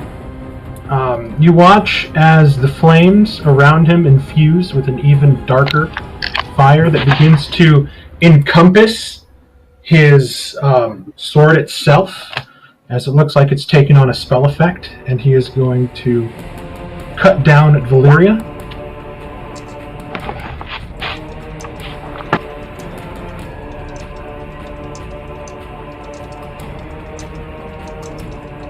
Normal. Oh, fuck me. God damn it. Bye. Mark. Alright, well. Fuck me. Time to die. Hold on, let me look at the damage from Thunderous Smite. It's a 2d6. Oh, he's a pallet? Oh, fuck us. He's a 2d6 and must succeed on a strength saving throw. Okay, so give me a strength save, Valyria. At disadvantage.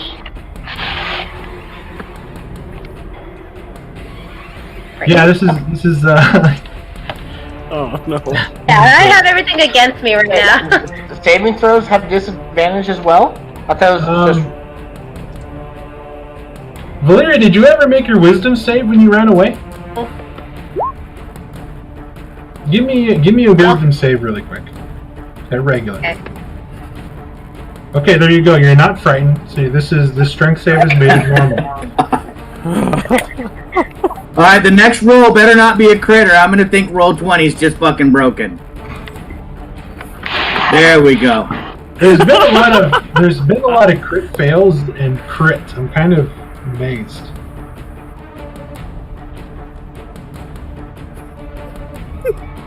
Yeah, his weapon is pretty brutal. Oh, fuck me. Okay, so that is We get to see how the new crit rules affect the players for a change. yeah. This is actually really, really bad. It just goes down. Valyria, I'm really sorry for telling you to heal him when we were riding next to him. Okay, so just to be aware, the base damage of the crit itself is 42. That's the base? That's the base. Me too. And now I'm gonna Oh well, roll. I'm down. Oh god, I'm dead. Okay, so here comes That's the all right. actual roll. Okay, We'll yeah. take the Oh, second. shit. So, 2d10. So that's 8. So 13. Hold on. So that's plus 13. How are we Plus. fighting? Damn. Might be dead. She actually, because... Oh my god. I He tried has, to to do. do, he has to do 76 damage to make her dead. I don't think he's gonna do that, I hope. It's close. That was 65 points of damage. Oh shit. And I'm down. Okay, so she's not dead, but yeah, that was damn close, Mark. That's what, 2 death fails right there? Saving death fails? No, that's 0. No.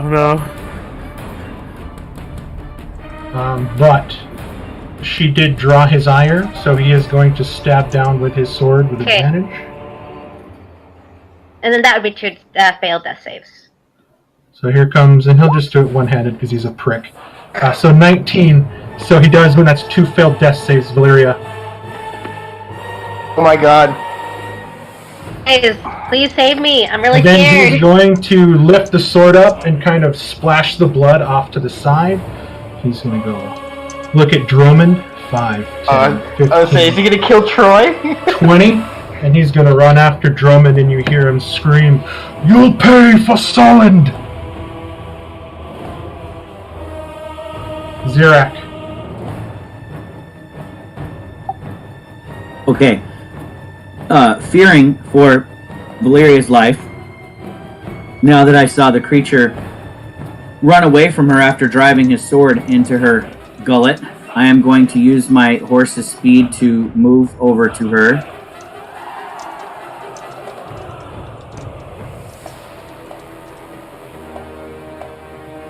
Driving the horse backwards, guys. Hell. Beep, beep, beep, beep.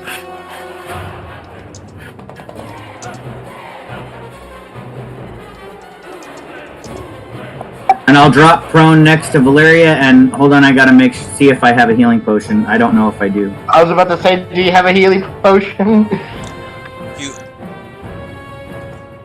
I believe You you all used should his have last one one last that time. I gave you guys that no one has used.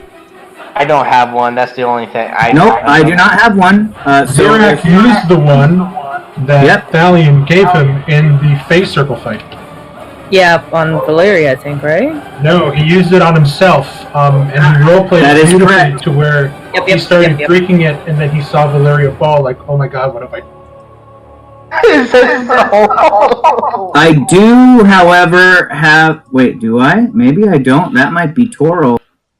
Toro has no. the healer feat. Yeah, no, but I do have a healer's kit. I did buy one. It's in my horse's pouch. I will grab it out of my horse's pouch and use a use of my healer's kit to stabilize her. Just so everybody knows, there is also a healer's kit in the cart. I stocked it. Go ahead and give me a medicine check. Fail. You kill her. So they're Dang it, you this Chris, is- why? Stop. So, Zirak, you're going through the scene in ER right now where there is just, like, arterial blood spray, and you're trying to close things and you're trying to apply pressure, but there's a lot going on, and she's in that panicked mood where her arms are, like, slapping against your body as she's sort of panicking and almost falling into shock. So it's super hard in the moment right now in her panic state to stifle the blood flow that's coming from not only the wound, but like she's coughing up out of her mouth. It's a terrible, horrendous scene that's happening in front of you, and you're trying your best in the downpouring rain on the muddy ground to try to completely like stifle this. Okay.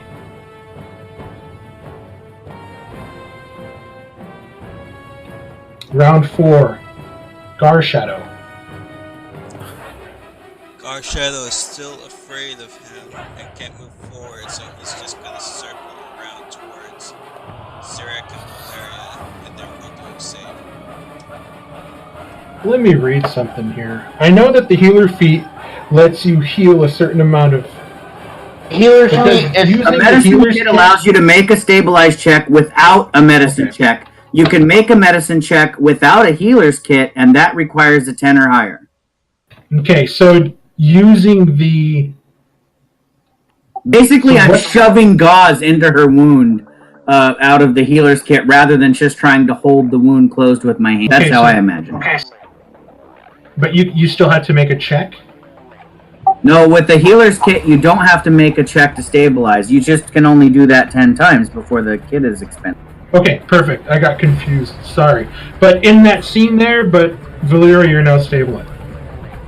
Yeah, that's why I used my whole action to do it. Yeah, that's why I was like, no, does he actually have to make a check? What I do, Mark, just FYI, is I still ask for a medicine check when a player uses a healer's kit, and if they roll 10 or higher, I give the character 1 hit point. Okay. That's how I do it. I completely forgot what the healer's kit gets a certain amount of points based on one of your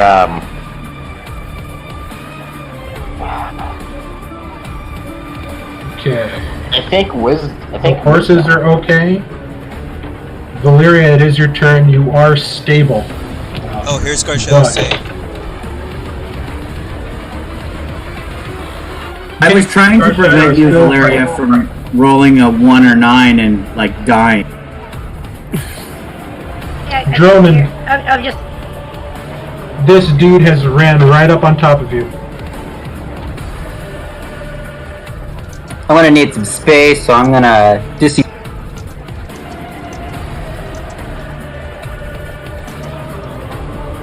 Now keep shooting my little hand crossbow because I'm still scared of him. Maybe I can jump away from you guys.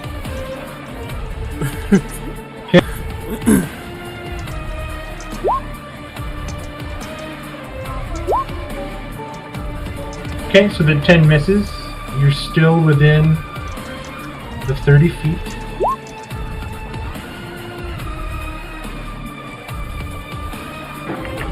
Okay, Moonlight.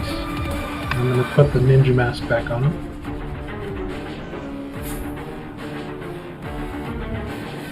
Now I'm just picturing a little owl with a ninja mask. Ken, go ahead and move Moonlight where you want him to finish after his strafing run.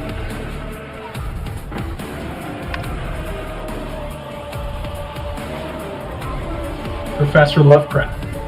I call out, "Hey, ass butt!" That's redundant.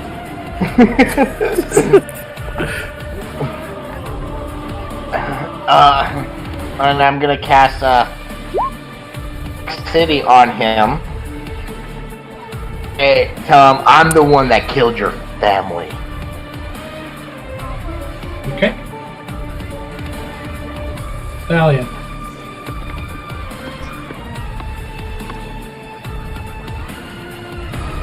Stallion is going to charge up on him, and since I'll use the help action. Are you still frightened? You can't if you're frightened. No, I'm not frightened. I just forgot to click the button.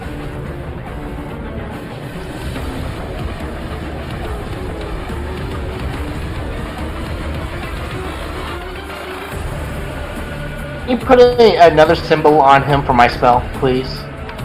Give me a second. Wait, another hour? Is that just the bug armor by itself?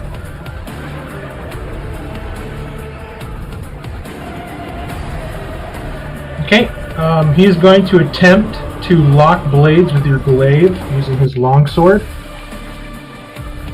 And according to this, he's been attacking two-handed the entire time. You guys know this because I've been saying it. He has advantage on this to match your attack value.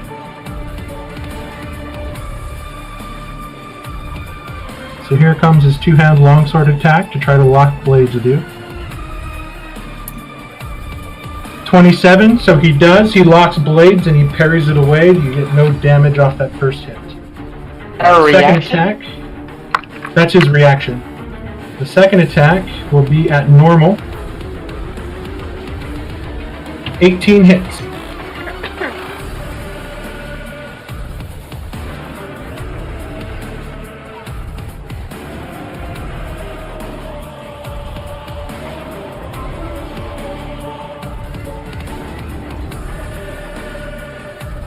Leomorn. And then for the Curse of the Black City, let's put the Skull thing. Stallion is no longer scared. Well, seeing how fast he can move, I'm going to bring my hand back and shoot it out forward to cast a Ray of Frost, see if I can slow him down. Okay.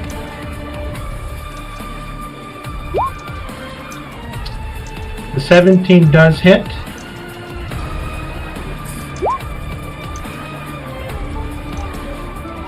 This is so much fun. Oh, Thalion, I forgot, at the beginning of your turn, and then Dromond as well. So Dromid would have taken 5 cold, Thalion would have taken 6 cold. Landmorn, as you shoot Ray of Frost at these purple cold flames around his body, it has no effect on him whatsoever. What the? Ah.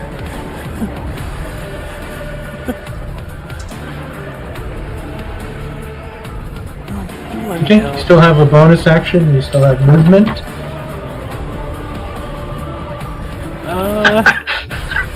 Ken, give yourself point of inspiration. I just thought that was funny. Thank you.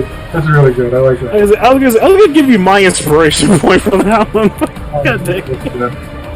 Landmorn, what would you like? I'm just going to stay put. Okay. Elise. Alright, I gotta pray. No longer frightened of this guy, you have full reign to do whatever you so.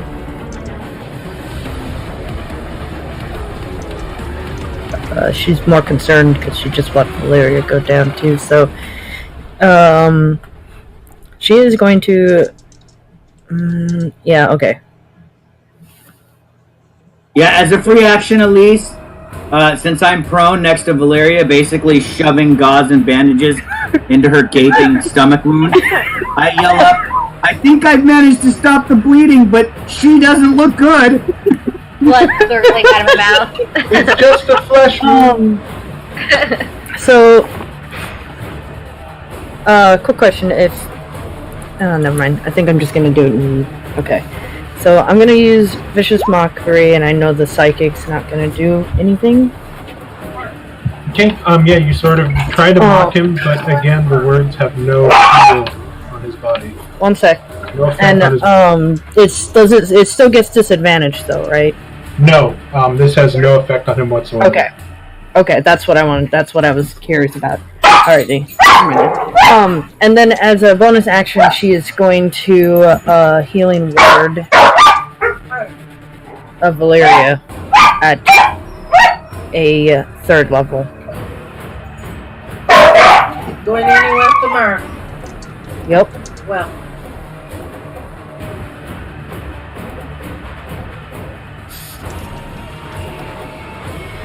Okay, go ahead and cast your healing word. There we go. Or Okay, that. so... Oh, you cast that at 3rd level? Yeah. Okay, so 12 total healing, Valeria.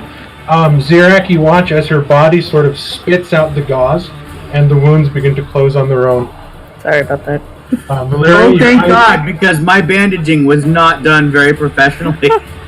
There is a gnarly scar in the open area of her armor, where you can see that her undervestments have been cut. Like, it is nasty. But Valeria, the pain numbs enough for you to be able to get back up and fight. Yep. Alright. Is it yeah, wrong she's that gonna I- stay right there. Hovering still. Okay, it is Rance's turn. He has going to attack I place my finger over Valeria's lips and say, no cries of joy now, that thing is still out there. Blood-soaked 21, lip Thalion? with fingers. Sorry,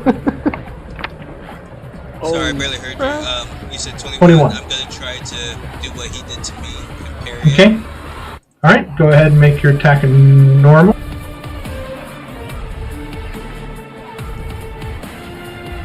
Okay, you parry him. And then he comes back with an 18. As you sweep his blade away, he spins on his heel and he cuts at your midsection. There's actually... He might have been disarmed from mine.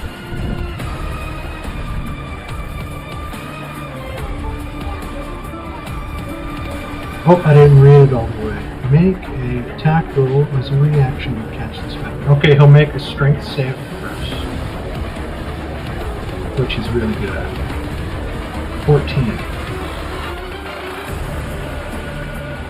Sorry, I'm actually checking to see what my save actually would have been. Your save is 8 plus 3 plus 4.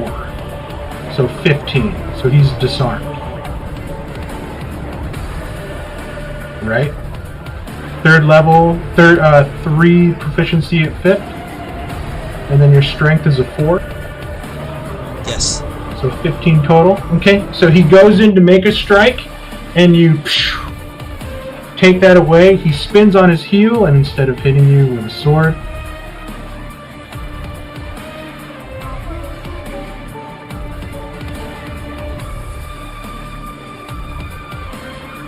$25.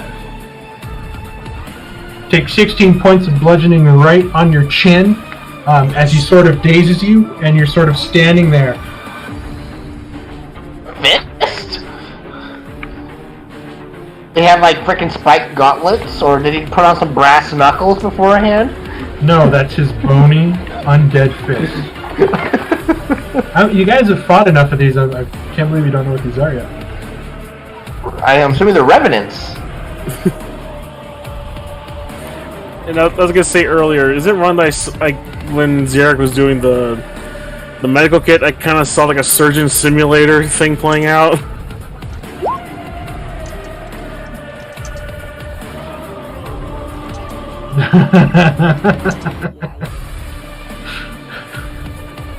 Xeric, it's your... Awesome. He's over there leaning over Valeria talking about Dr. Speed. You know, Yeah, I'm just clarifying that biblical mythology. No, I was just... the whole red thing started the whole conversation. Yeah, no, I gotcha. I just wanted to educate you as all, because Xeric has a 20 intelligence. Oh god. I will go ahead and stand up, and now that I'm pretty royally peeved at this guy for causing as much damage as he has. He's negated most of my spells, and also, you know, skewered one of my favorite females in the world right now. So, second favorite. That's why I said one of. But I will stand up, and I'm going to take a step back so I can get a clear shot around Troy's ass.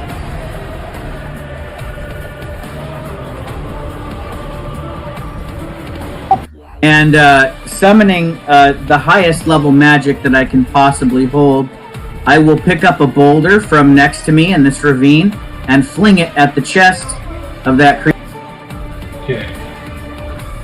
He is not proficient in dex saves.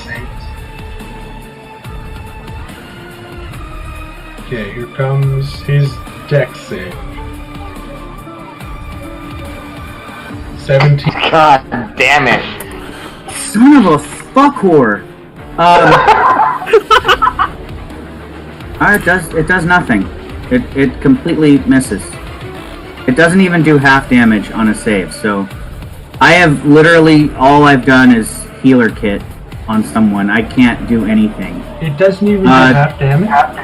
Nope. On a failed save, the object strikes the target and stops moving. On a successful save, the object completely misses the target. He sidestepped my third level fucking boulder that I just threw at him. That's a third level spell? I said I burned my highest level magic, so I used my last third level spell slot to try and actually hurt him. That would have hurt him bad. I'm actually almost out of spells already, and I haven't touched him. So I'm gonna just increase my rage and decrease my effectiveness. Round 5. I really want my goddamn magic book back, Mark. Fucking bitch stole all my mojo. I tried to give it to you, but you're like, shut up, speaking book. I don't want to talk. Yeah, I know. That's because I couldn't trust it yet. It was too soon. Too soon. It's okay. So Garsha. Shadow can't move forward still, so he's gonna make a save. Garshadow has shaken off. Shake it off. Shake it off. Valeria, you are back in the game. Hey, she gets up for half her movement. 20, 25. I'm not too. I'm just gonna be like right there, and then she's gonna send a Sacred Flame at it because she's still kind of like, well, I almost died. I'm not gonna go back there, and then she's do that. and then spiritual weapon. Okay, it rolls a 15 on its dex save. So it manages this time to dodge the flame. But then you move the 10 feet of your spiritual weapon to rear up and kick this dude in the face. Yeah. I have difficulties today.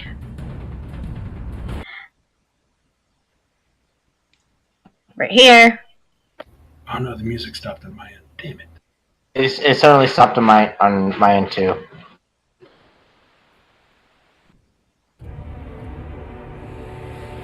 Oh, 21 definitely hits.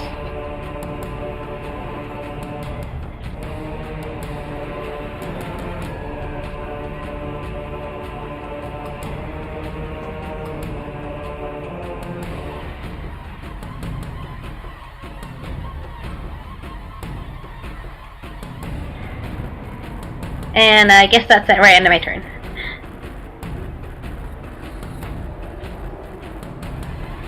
Drummond. Alright, I'm still scared, so I'm still gonna be like trying to drive up.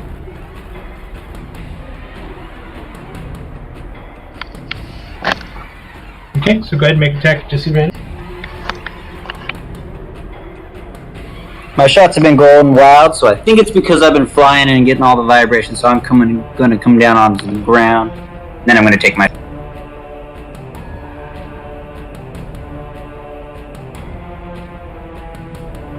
19 definitely hits.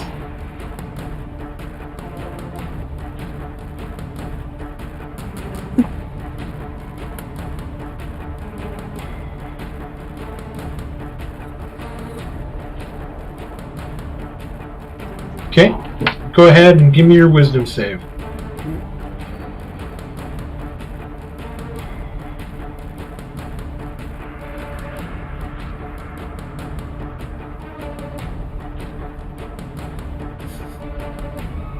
I'm gonna assume 18 is good enough. 18 is definitely good enough, and you shake it off.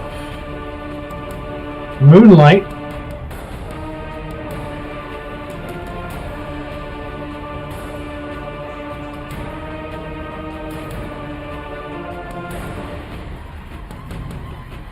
Ninja mask. Yep, flies up and flaps his wings in his face, trying to give Thalion some advantage there. Okay, Professor Lovecraft.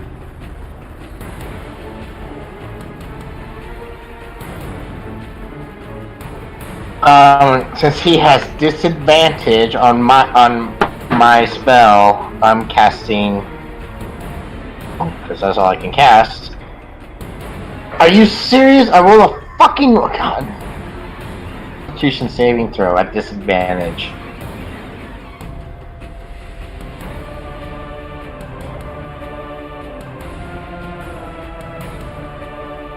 Make his blood boil.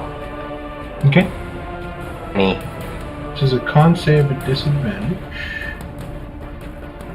And that's your last spell slot? Yes, it is.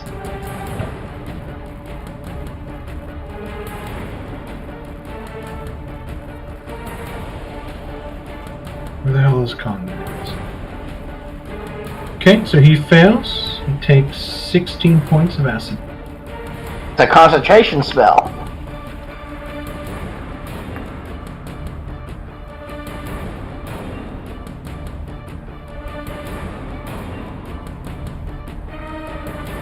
Okay. Okay. Valiant.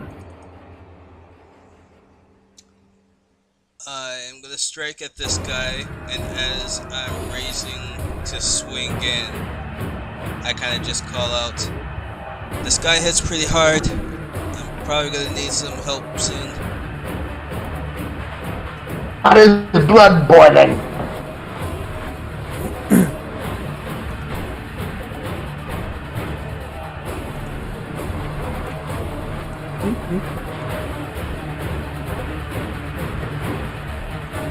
Okay.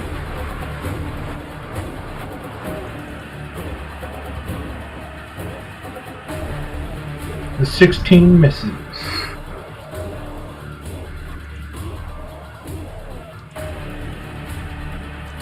I try to position myself to kind of step over his weapon that I disarmed. Okay, he's going to pick it up as a free action on his turn, so...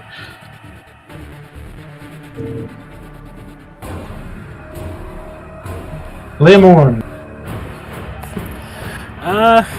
Well, seeing all the action happening, I am going to throw my hand up into the air and another hand out towards him for more direct...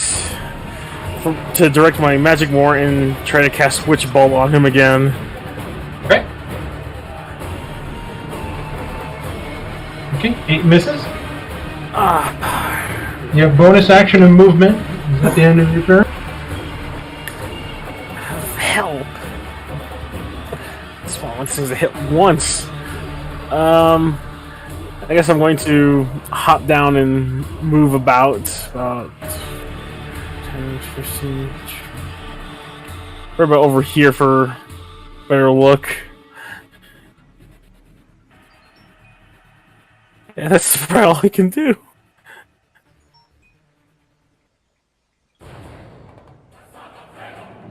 Okay, he's going to pick up his sword, and his sword begins to glow again with a deep black essence. Did you skip Elise? Oh, I did. Sorry, Elise. Dang it. I was about to say. My bad. Alright, she is going to... La, la, la, la, la. We got a little premonition in the future. I'm guaranteeing that after you go, Elise, he's gonna pick up his sword and it's gonna glow with a deep black radiance. I have a feeling. Yeah, I have a feeling we're gonna die.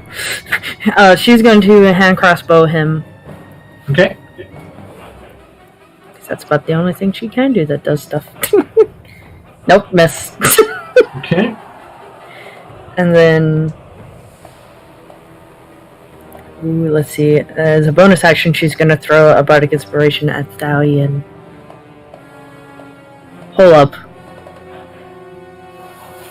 Take that back. She's going to cast a healing word at him. Sorry, can't get my stuff together. And she is going to cast that at 2nd level. Where are you? There you are.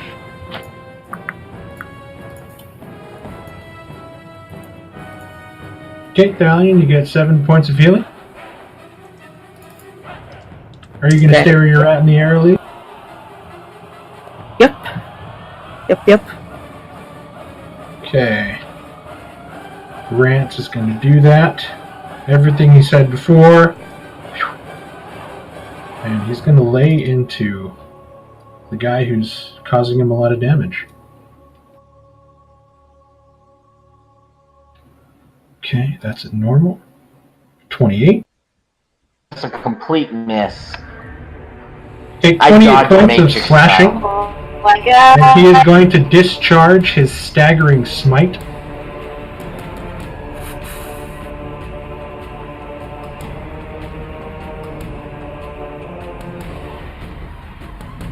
I need to move the turn order down. What do you need from me? You take an additional 16 points of psychic damage.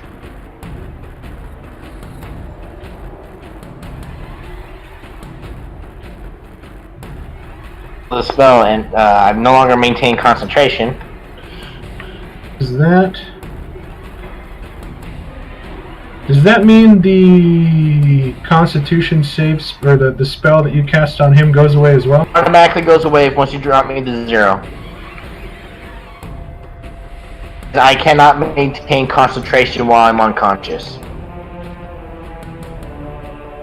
Can you give me a second? Can you link the curse of the black or the lucid dream one that gave him disadvantage? That was only for one spell. That was only for my next spell. But I will post that for you again. Yes, please. Perfect. Okay, cool. So that's why I wanted advantage. So if it's for a full round, do you gain the benefit of that? We'll have to talk about that after. It's kind of confusing. The spells you gave me. Until the end of your next turn. Yeah. Sorry, I'm an idiot. Okay.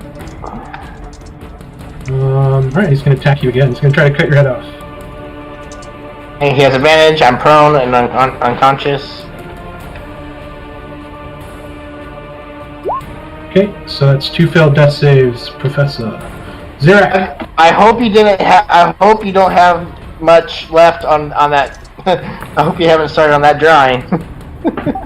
Alright, so Zerak feeling even more rage, but also feeling inspired by the heroism displayed by his party, except for, of course, Lovecraft getting dropped like a ragdoll, is going to pull out the diamond from his pouch, his trusty chromatic orb, and remembering back to a past battle that seemed to be quite impressive, the little diamond starts to expand into a softball-sized orb that crackles with lightning.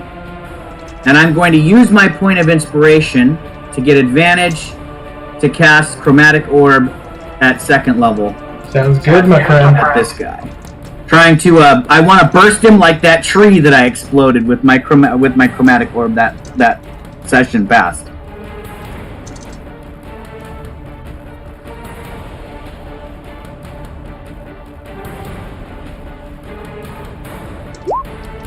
Oh, damn it. 20 does hit, though. No crit.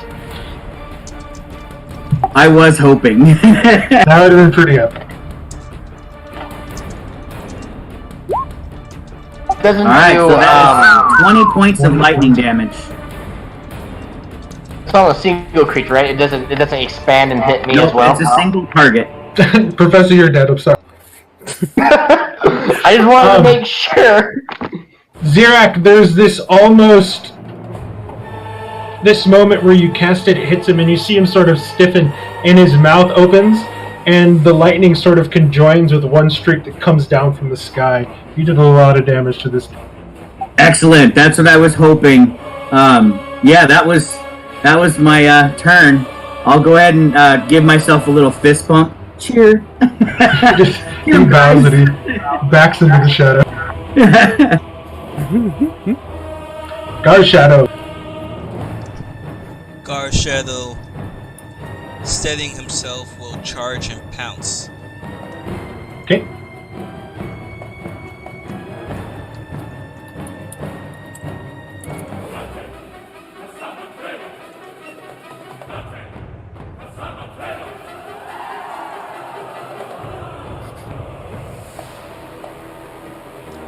So did you make the attack? Okay, so it misses with the 10 again, as the creature just sort of bats it away with its forearm. And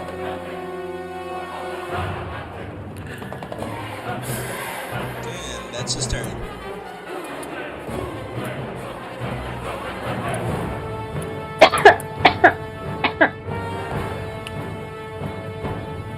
Valeria.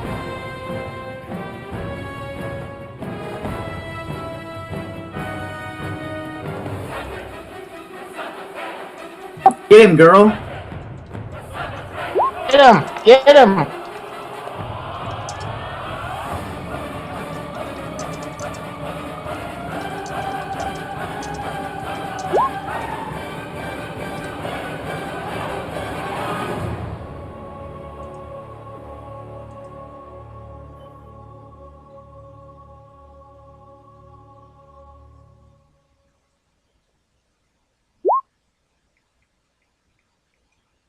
Okay, here comes his dex save for Sacred Flame. 10, he fails, so he'll take...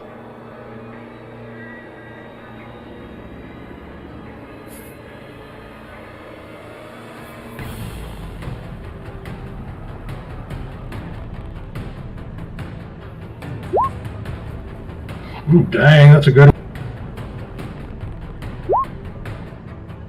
23 hits.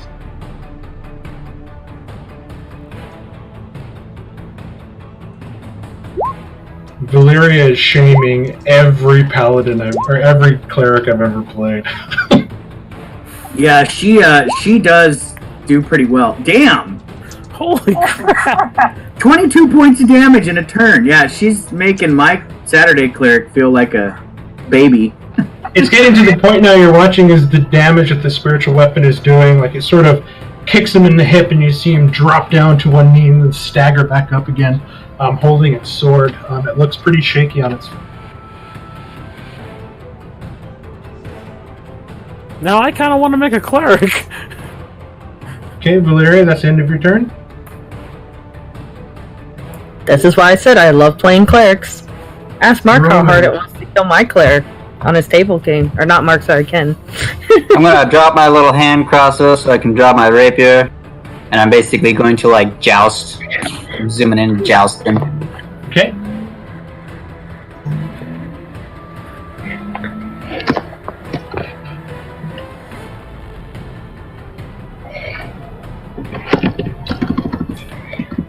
This is really bad news bears for the professor.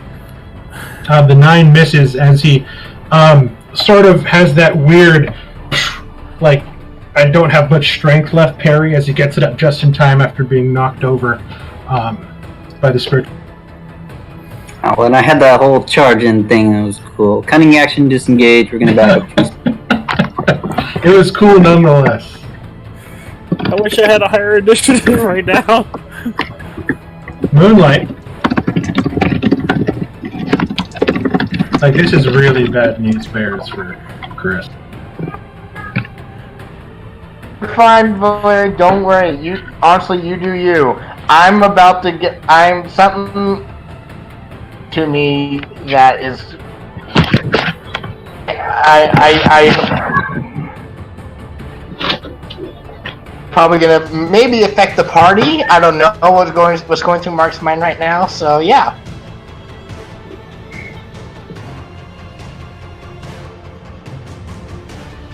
Ninja mask.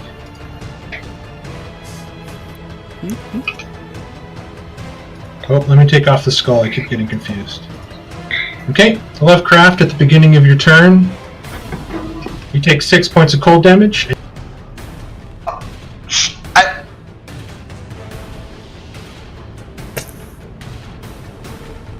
just want to do it just for the hell of it.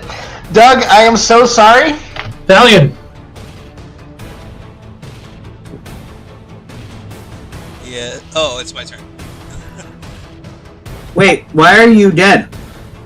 He Cold took damage. He took the cold damage from the fire on this thing that everybody's been taking. That's they've been so the 2 crit fails.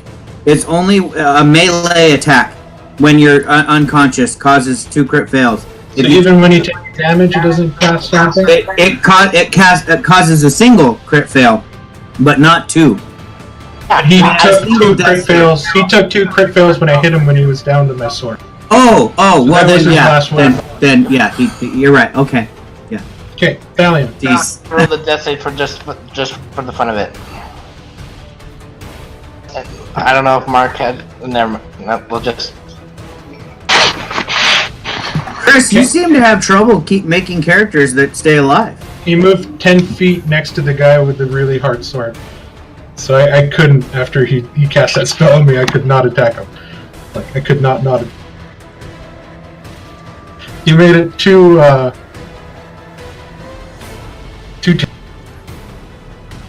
thought he was gonna continue attacking Thalion, and I'm like, You hit him with 20 points 16. of acid damage. No. 16 points of acid damage. Like, that's a lot. well, I have a question. 10 feet away from him. Got planned, but anyways. Okay, so the one hit was my only turn. My turn. I missed with the second. Okay. Lay him.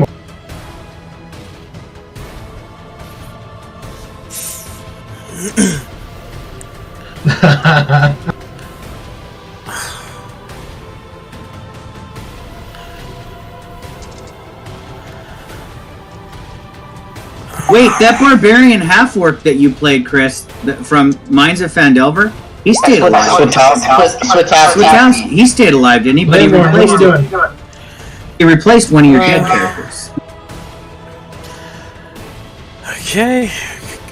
Gonna let a little bit of anger seep out and cast Witch Spell again, but I'm going to cast it at 2nd level. Which I think I could do that, can't I?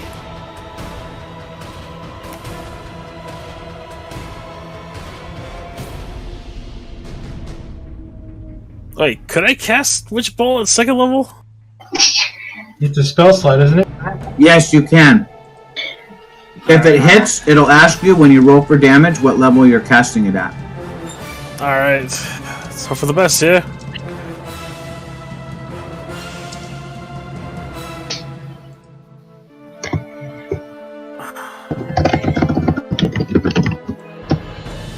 Okay, 13 misses.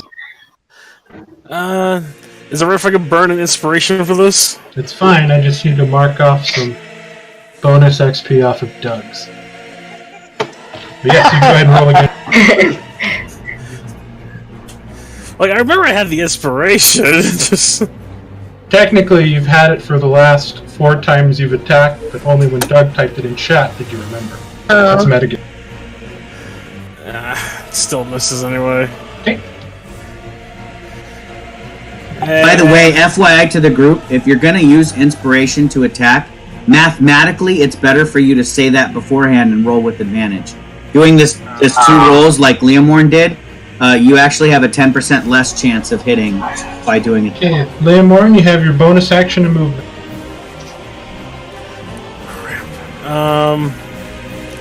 Just gonna move behind for cover and try to get my senses straightened again. Okay. Elise.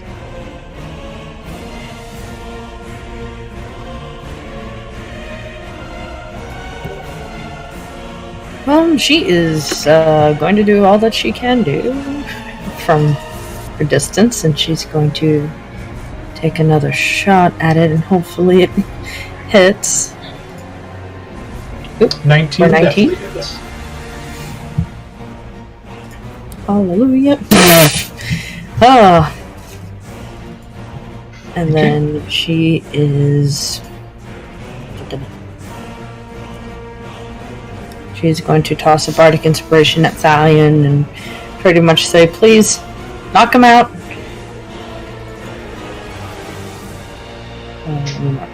Off.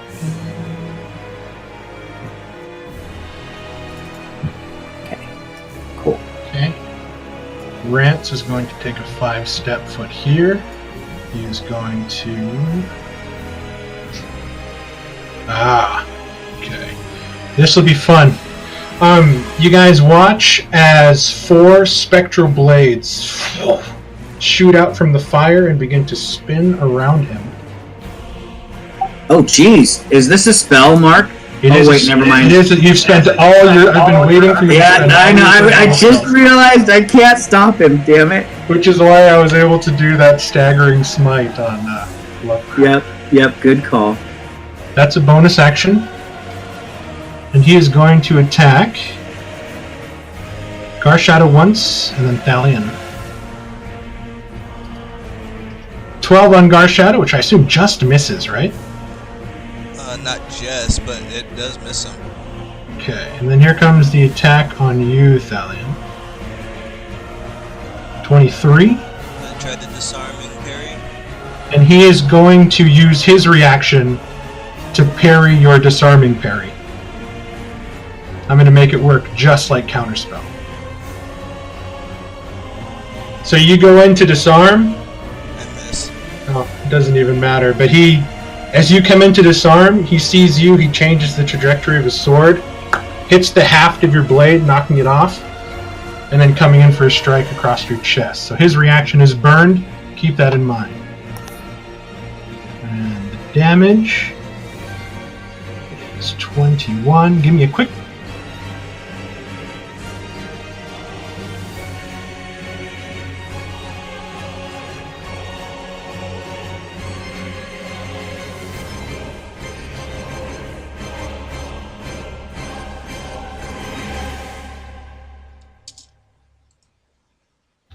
Okay, nothing happens. I just needed to reread that spell really quick. But you also watched, and the most confusing part about it, Thalion, is when he raised his sword, the 4 spectral blades mimicked the same motion as his longsword and came in the exact same way. Zirak. Alright, so since that last attack worked so well, I will charge another lightning ball in my hand. and throw a chromatic orb at him again. I imagine it sounds like just like a fucking Tesla coil winding up as you move your hands. Ooh, I like that sound. Yes. 22 definitely hits. Did you have advantage again? No, I did forget to turn it off though. So, I mean, 22 hits. yeah, that's the first roll, I guess. I'll double check that. Thalian's like 22 hits. 22 hits. So 16 more lightning damage, and I am now out of second level spells. So now we get to just play weak Zerak. Like the world's largest taser, you watch his body stiffen and threaten to fall over as he fights off the rest of it, keeping his footing like a crackhead. Gar Shadow. At the beginning of his turn, he takes 6 points of cold damage.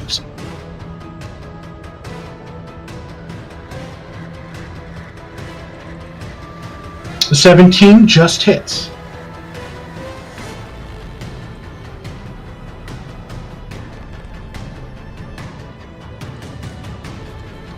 Okay. He's looking really bad. The rends and tears in his armor are getting even white. Is that the end of his turn? Is that all? Yeah, that's all I can do. Okay. Valyria. I think Valyria. Valeria's. Yeah. Just use my Sacred Flame first.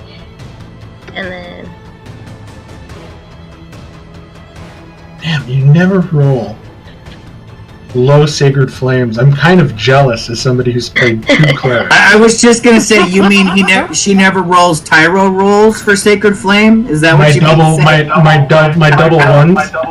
I remember it was so discouraging, even for me. Oh as a my DM, goodness! How sometimes did you? wanted I to don't see think I've Tyro ever rolled a do 1 better. for my Sacred Flames either as a cleric. Yeah, I always roll double ones, and then Oh Ken would fail my wisdom saves because they were so high. Then he would fail so miserably, but only take 2 damage. Oh god! Yeah, Tyro was only scary when he threw fire at me. Okay, so he does manage to dodge out of the way, but barely.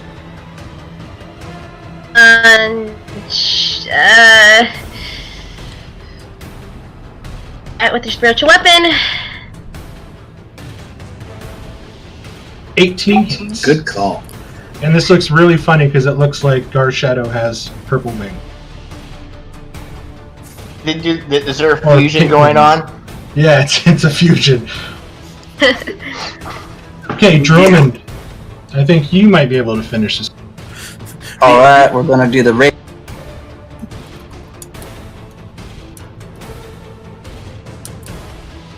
Oh, son of a bee sting.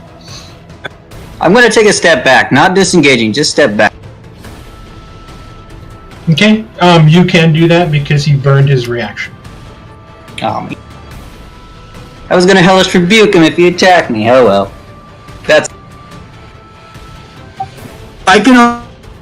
Oh, thanks Someone for should the have reminder. said, like teased him, like mocked him as he stepped back. Excuse me, I bet you can't hit me. Moonlight. Moonlight's gonna do his thing. Well, I I'll tried go to ahead get and me move some him. help. But he's gonna do the flappy wing attack. Ninja Man.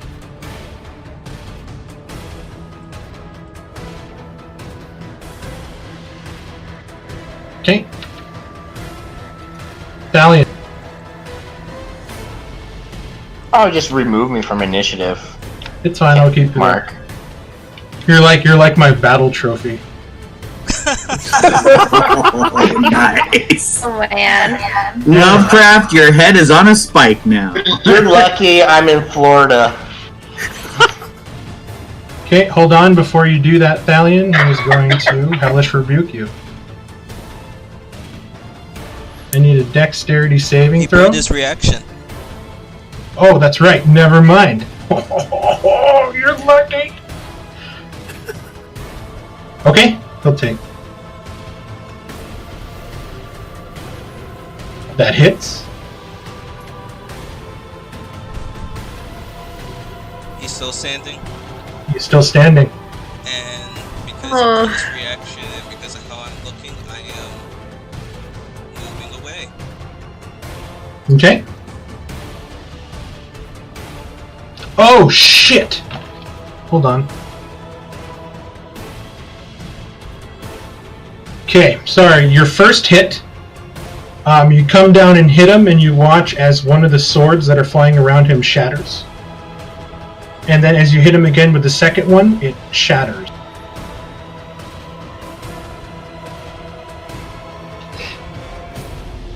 So he didn't take damage. He only took half damage from those. Okay. Okay. Leomorn. Alright. Gonna pop back out. Right here. You're gonna try another Witch Bolt at second level. Okay. 20 hits this time. There we go. Okay.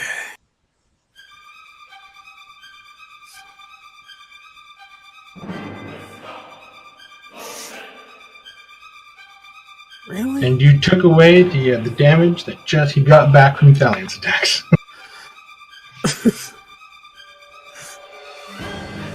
Alright, and yeah, I'm probably gonna have to hold it right there because it's a concentration spell. Sounds good. Elise.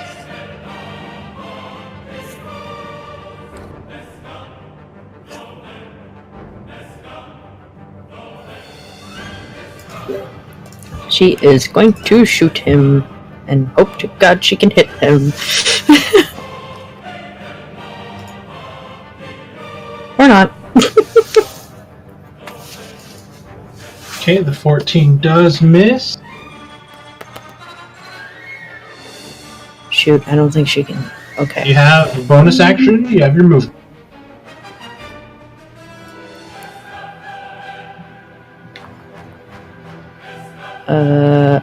Kind of glad I was able to make a mob that was able to give you guys a pretty challenging fight, so I'm happy with that, since this is a single person.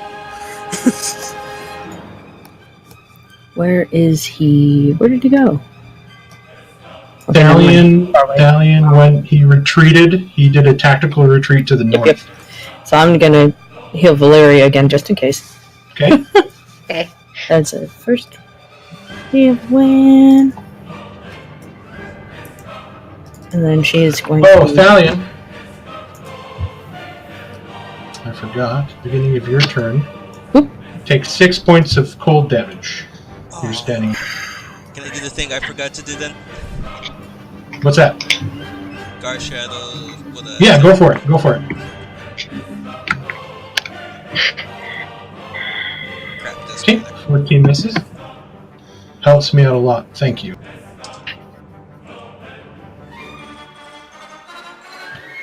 Okay, so go ahead and cast your... Oh, you did? Valeria, you get 5 points of healing, which you already added. Okay, it is Rance's turn. Gar Shadow burned his... and retreated. 5-10 at Valeria. Okay, I mean, I've expected it. Okay, bonus action. So did Elise, apparently. Okay, bonus action again. He charges his sword.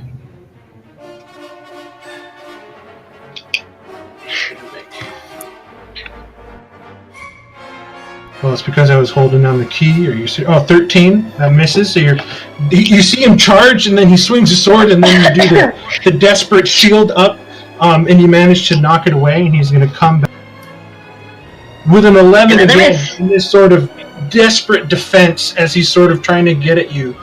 This person who's been doing so much damage to him, trying to keep him from finding the murderer of his family and the person that destroyed his city. I'm making scary faces at him. I'm sure he's terrified. It's like Mantis. Yep, that was what I was thinking, Mark. How funny. And it is Scary Face Man's turn. I think I am kicking names and taking ass. Zuriel uses mean look. It's not as effective. I am resorting to just regular first level spells now. So my chromatic orb does seem to be working. So I'm going to go ahead and throw that again at him with lightning. But it's just a first level this time. Yes, and on top of the lightning, I'm dumping into it right now.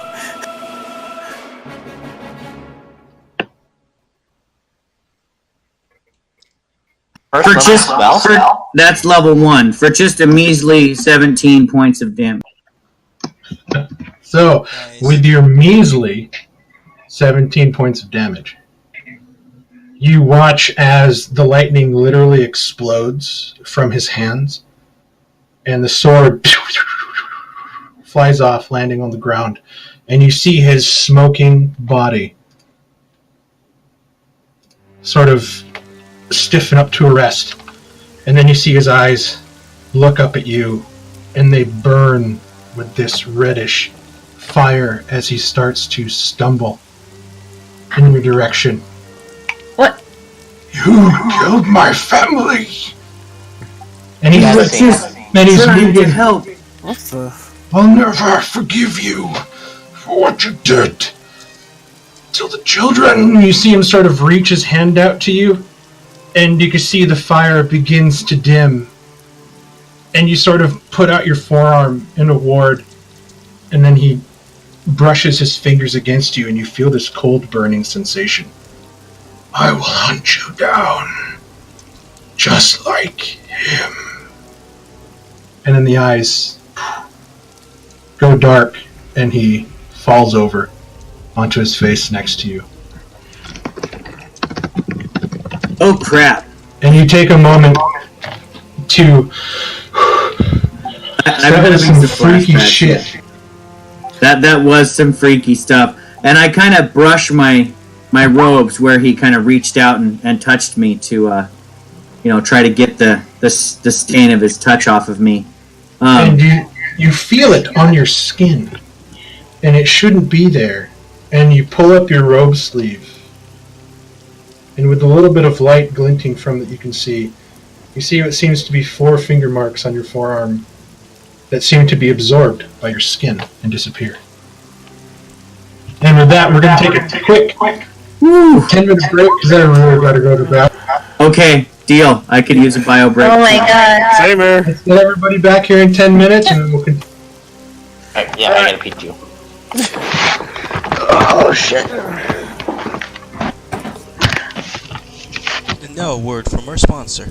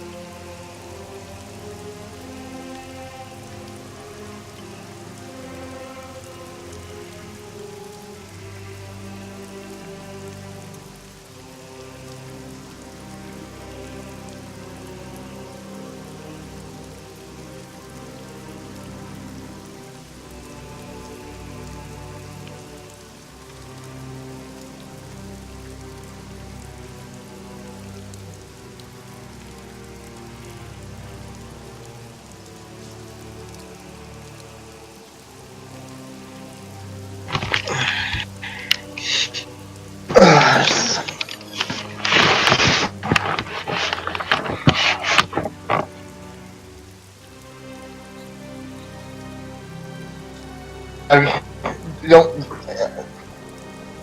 appreciate the drawings. I really do. So you guys had an encounter with a Revenant Oathbreaker Paladin. Oh my god. The last time we fought one was freaking what's his name from Ken's one shot. Jeremy's Oathbreaker Paladin. Wait, no, that. Jeremy's was a anti-paladin. He was an anti-paladin. Yeah, anti-paladin. Goddamn, I hated that son of a bitch. Yeah, that entire time I kept forgetting about his hellish rebuke, and I could have got Valeria so many times. But it was fun. I had a pretty intense dueling session there with Dalian. Oh no, it was that. I am not mad about the death, so don't think that I'm. That was a whole fun encounter. So Your picture was literally being colored in it's gonna be like finished in 2 days. Oh, Well, we get if there's a group picture, there's gonna be like I thought he was gonna This- keep going. there's gonna be like with this- you. I'm like, okay, I'm just gonna sit. there's Right. gonna be the 6 characters in front, and then there's gonna be like a whole gang of Chris's ghosts in the back. Yep. I was just gonna say we're gonna have 2 ghosts, and both of them. One's gonna be Layla, one's gonna be Professor, But and then the they're- rest of the group. It's just going to be their portraits, though, like in the sky, waving like in Happy Gilmore. But is there gonna be an alligator and Abe Lincoln is gonna be there as well for some odd reason? No, Chris, that's just your lizard man and your like noble characters you haven't made yet that are gonna die.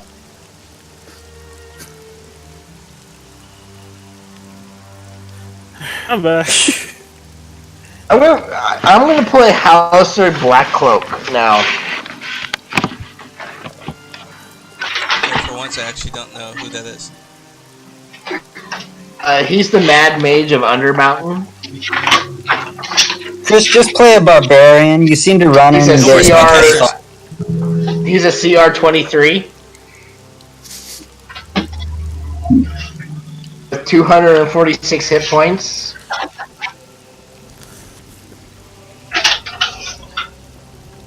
And he's batshit crazy. I mean, he's literally batshit crazy. Oh, so he's like one of your regular characters. Yeah. Okay. Alright, sets the bar right there. God damn it. Oh well.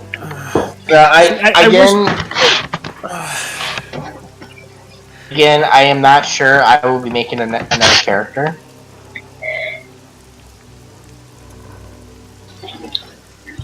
I'm gonna go pick up my hand crossbow and see if I can find any of those bolts that I shot everywhere. I'm gonna use Oh, man. cells because I am pretty jacked up. Do you guys need a prayer of healing? I can do that if you guys want to group up. I need you guys to be all in the, like. Yes, please. I am going to check over Lovecraft.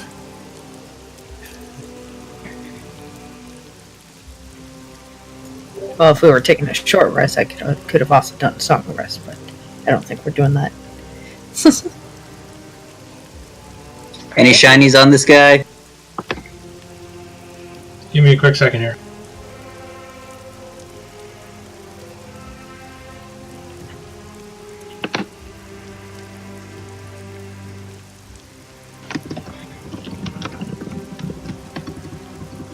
Mark, I apologize if he had plans or anything with my character. That's okay. I got my money from you anyway. For once, Chris, it happened like what happened with Layla. It's kind of like you're playing Tomb of Annihilation on yourself. I got killed. Okay, yeah, I mean, I killed Jeremy with undead, and now I got killed by undead. Did Jeremy die last session that I missed? Yeah, Mary is no more. Oh man, this just means Jeremy's just gonna bring in a like. Tina's there with Scarback. Did you see my message? You're level 5 now. Yeah, I saw that. Sorry I had to miss that, but I was traveling all Saturday and I still missed flights, so I still had to travel. I can't hear you if you're talking.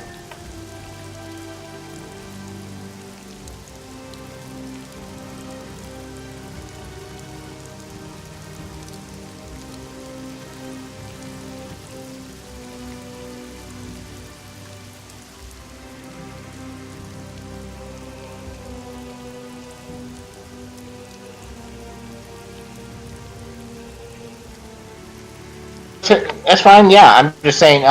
When next time we play, you're level 5.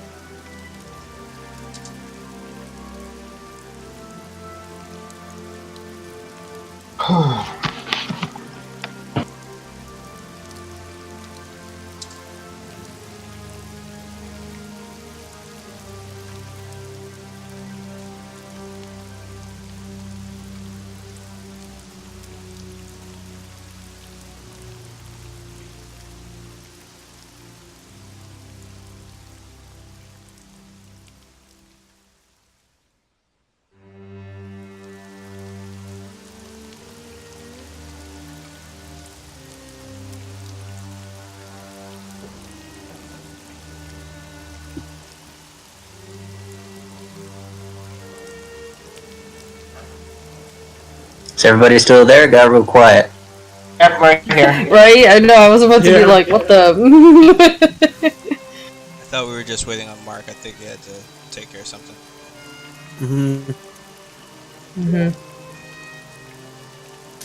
I apologize for dying. It really was not my intention to die, but still. Death, it happens. I wish I had a higher initiative, because then I could have tugged out a healing potion from my character's belt and just force fed you.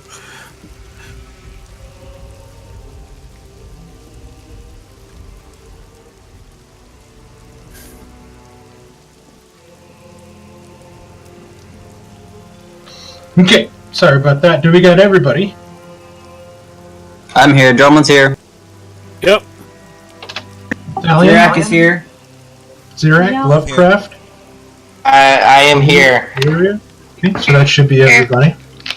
Leomorn, the first time you thought you saw him die, only to see that he was alive, and you sort of stand back looking at his body as you sort of tentatively make your way up, slowly expecting him at any moment now to open his eyes and sit up like last time, but the rain just continues to wash over him. Oh, come on, Lovecraft. You did it once before. Drummond, you walk up to the body of this seemingly dead ranger as you sort of look at the leathers and the small plating around the leather and then the oiled cloak. And you do see that he is carrying quite a bit of stuff in a pack on his back that seems to be cut. Some of the portions of the pockets were cut and some items spilled out long ago. But he is carrying some things. Zirak, you see that he is starting to look at this creature's goodies.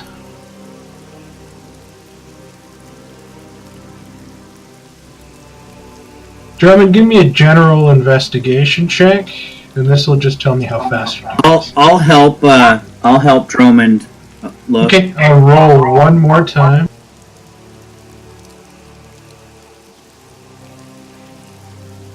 Perfect. With the two of you guys are able to take out a lot of stuff and look at it. The first thing you find, or the first thing that Thalion grabs as he walks over is the longsword, and it is definitely of elven make. It has a long, straight, fine, singled edge. Almost looks like one of the Lord of the Rings single edge blades that they have. And you look at it, and it is indeed silvered. You look along the blade, and you see there inscribed in High Elven is the name Venena.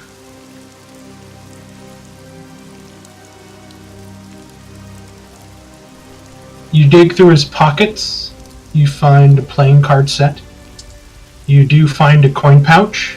Inside the coin pouch is 12 gold pieces, 15 silver pieces, 24 copper pieces. You see that he did at one time have a quiver. The quiver is empty, and he has no longbow. But inside the pack, you see a long case, and you open it up, and sitting within are 3 arrows.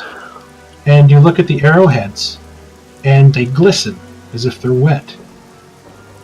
Inside one of the pockets, you pull out a lumpy rock with a happy face painted on it, quite crudely, almost as if done in a child's hand. I would like to remove his hood and see if he has elven ears or if he has human ears. He definitely has elven ears. And the more that you look at his features, you see that they are the long bone structure and fine cheekbones of an elf, though rot and decay has sort of taken over quite a bit, sort of marring and giving him a weird mummified look. Oddly enough, tucked inside the pack, you find 4 rations of fine sausage and elven cheese. Around his neck, you see that there is a golden locket. You open it up instinctively and you see that inside is a picture of a human female and a small half-elven baby. You look at a scroll that you see sort of rolled up, and you unroll it and you see that there are a bunch of symbols on it, which you immediately recognize as thieves' cant. And you hurriedly roll it up, tuck it away to get it out of the weather. You find a drinking horn into the side of his backpack. You pop the cap on it and you smell, and there is a fine spiced wine inside. On the side of his belt pouch, you see that there is an iron flask, and you pop that open and smell, and there is some sort of strong alcoholic liquid inside. You find a small vial of yellowish liquid that smells of astringent herbs. And you find a small black steel box. It has no seams, no lid, or a lock.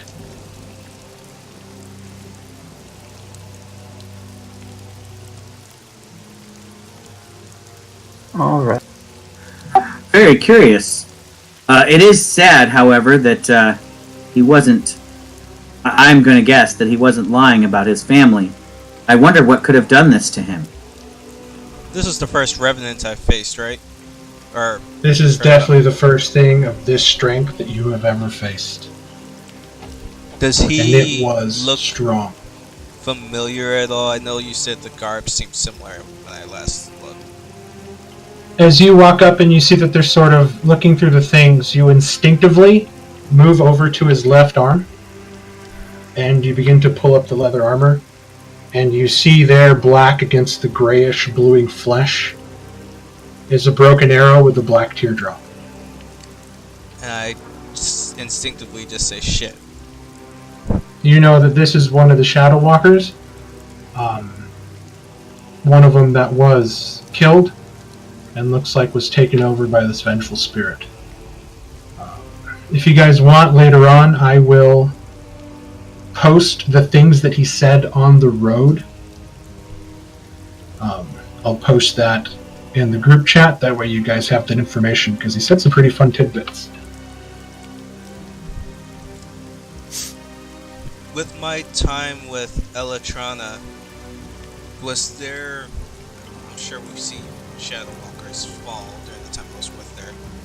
Was there like certain procedures for what to do when they died that I would have witnessed? You cut off the heads and you burn the bodies. Okay. So I will proceed with that, doing that, once they are done searching. Okay, you do cut off the head, but in the downpour, you're going to find it quite hard to set this body.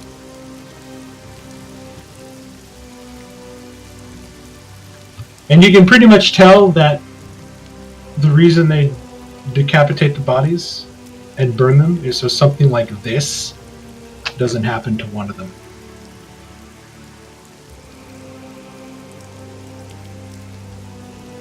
So as I'm just fireball. Over and over again, hoping that it won't rise up and come against me again. I do explain what I'm doing after they're done going through all his stuff, so they just don't think I'm just attacking a corpse. So Joman and Zarek, I explained this is the procedure that the...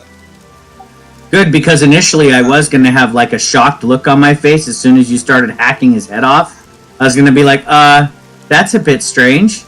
No open casket funeral for this one, I suppose. So that's the thing you do around here to dead things? Oh. Drummond says he looks over at Lovecraft. Are you... This is at least what they would wish to be done here, so they do not turn out like how he did. And I kind of do look over to Lovecraft, and I'm hesitant if there's still a way to So save just so you guys know, the 3 arrows, they are poisoned arrows.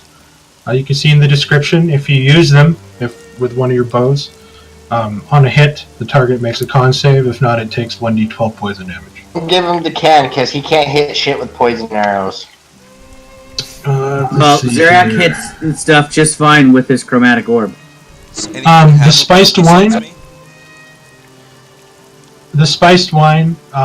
There's 5 charges left inside of here, but if you drink one of the charges, it warms your body for 2d6 hours and fights against cold. The flask is fermented mare's milk seasoned with sugar. It's a very strong alcoholic beverage. If you do take it, you need to give me a con save or you become poison drunk. So yeah. And the smallest stringent herb bottle is a healing potion Drummond that you do have. So I don't know if that'll make you change your mind about keeping it or giving it away. But I could use a healing potion if, since I don't have one and I seem to be the one that likes to save Valeria's life every time she drops. So you I've take saved it her a and couple times. I was just gonna say that Droman and I kind of share that duty. when you Elise over when here you coughs open it- like, when you open it and smell, it smells like liquid Ricola. Like it has that really strong herbal smell to it. Ricola! I was about to do that, but I didn't say that. Sally, and you begin to walk over towards the professor. And you look down at his body and you raise your glaive. And at that very moment, the professor sits up, eyes wide open, and gasps. Clutching his chest. Ow! Lovecraft, your chest burns. It aches. Sarah It almost screams and runs away. No. It almost feels like you've Goes been back. dipped in ice-cold water. You can't breathe. Your breath has been taken from you, but after a while you normalize. And you blink, and you kind of forget where you are, and your body hurts. It hurts so much. My You feel your bones throbbing. Your bones shouldn't be throbbing. Everything hurts. The constant pattering of rain touching your flesh is excruciating. My glaive is still aimed at you as I'm watching your face and eyes to make sure that you're not one of the dead. I was about to say this now and go zombie hack. I'm studying your face and everything first. I'm charging a firebolt to blast into his chest if he so happens to look undead. Shocking grass at the ready.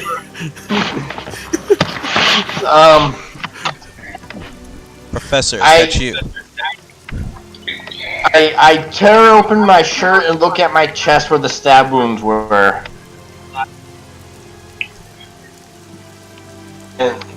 And you see now there's this.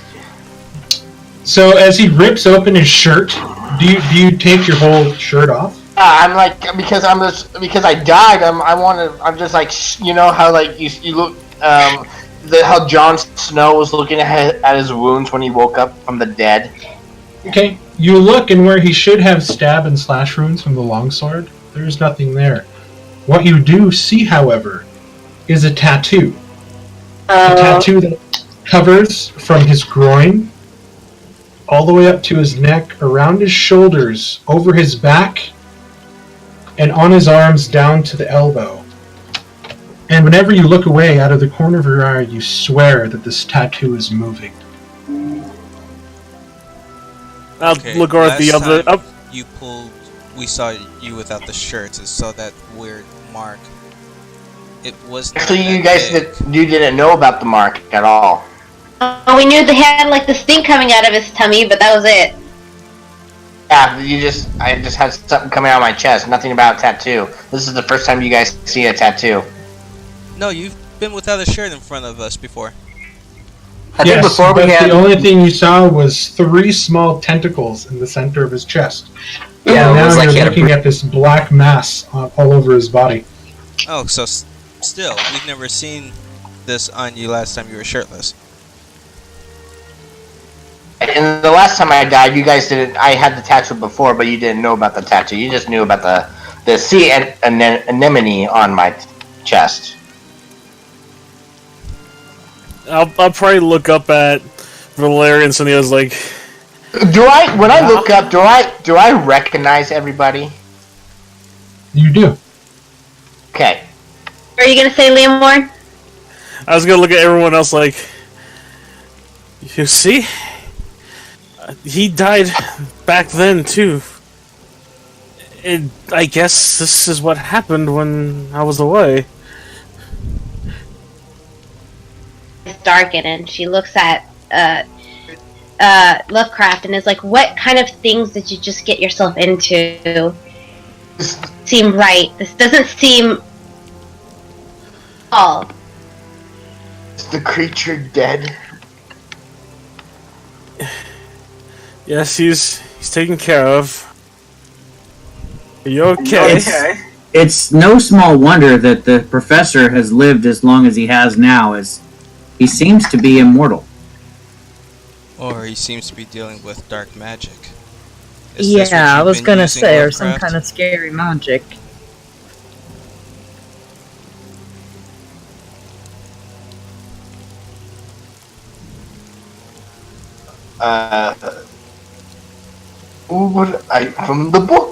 From my book. This is all because of a book? And I kind of Might I- to Zarek might- as he says that. Might I see this book of which you speak?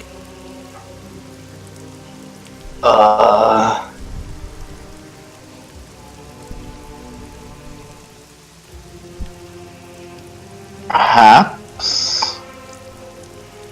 The correct answer would be yes, while we make sure you aren't like that thing back there. I assure you, I am not of the dead. How many times have you fallen? This is my second. My guess is at least 24. This is my second time.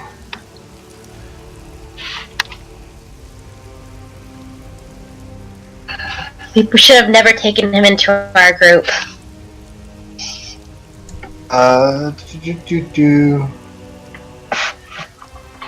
Where's this book, Lovecraft? Range.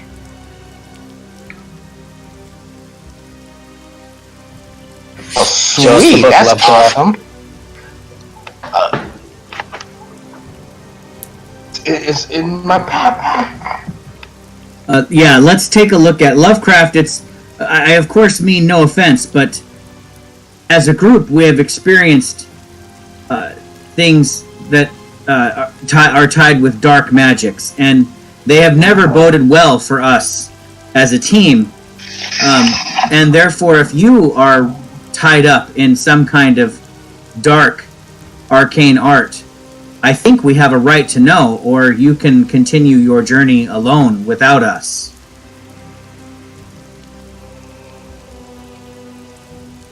If you wish to walk the path with us, we must know what beings you are in league with. I don't. Fortunately, secrets are not welcome in the group anymore. I have never told of anything. Right, This but is deliberate away from us. This is way too important to keep secret. This is a liability. I can't say much, but we had a former party member who was literally a monster. He could have killed us. And we didn't know until later. We need to know. I do not much as you do. You do not what? Zone as we of do? truth. I know as much as you do. This is all new to me. To what creature have you pledged your loyalty?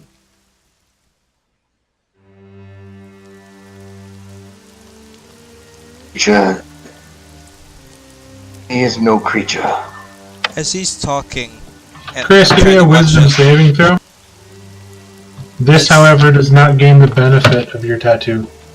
I figured. Does it look like he's breathing normally and everything as I'm watching him closely? Yes, he's breathing normally, and you're watching steam come from his mouth and the drips of water when he's raggedly breathing fly away as he's sort of speaking. His eyes look lucid, although every once in a while you see him sort of cringe in pain. Okay, so I ease a little bit, not believing him to be undead.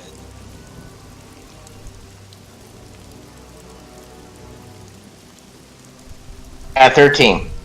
And that's normal. You hear him utter a name in a language you can't understand.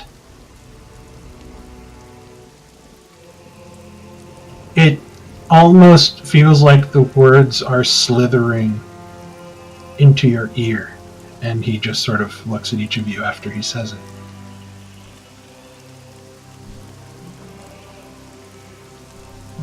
And what is it that this being demands of you in order to provide its service? Hasn't made any demands. Did it just freely offer you power? And did it come to you because of that book you mentioned?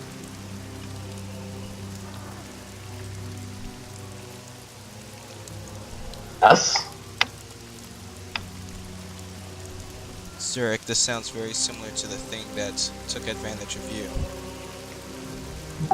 It does. Saphirian was a fearsome, ancient magical being, and turned out to be evil as well, and contributed to. And my voice kind of gets choked up, and I can't continue the sentence. And I say, Lots of bad things happened from that. atrocities. Many innocents' lives were destroyed, and I don't wish to see that action repeated. Might I see this book of yours? My understanding, Zerek, is much older than you know of.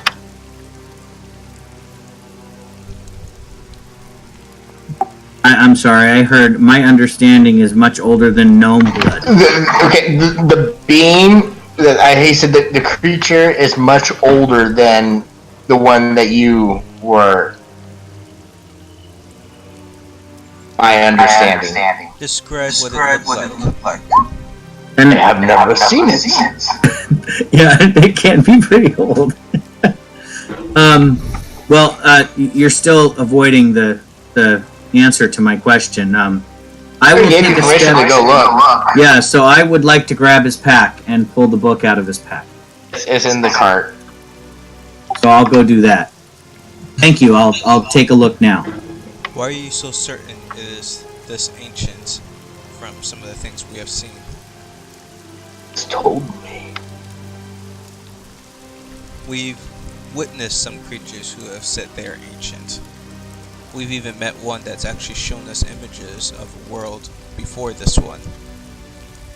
Much older than that. Well, this The is world first you time were I'm probably actually shown. mentioning that to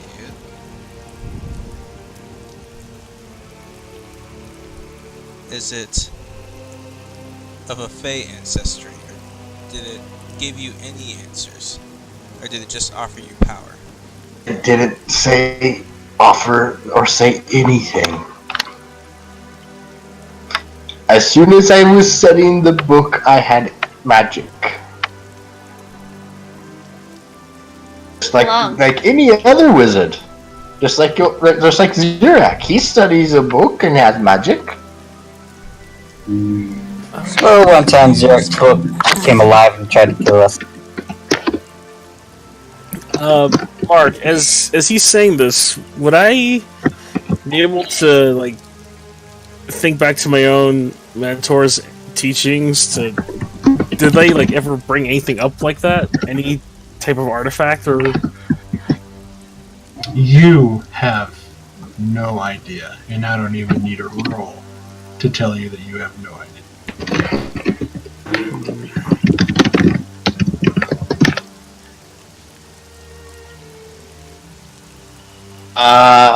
You honestly can't remember, Chris. Don't remember. You cannot remember how long ago. You don't even know where you found it. You don't even know how you got it. Have it. Do you remember anything? Like the farthest memory that you could remember? The furthest memory. You.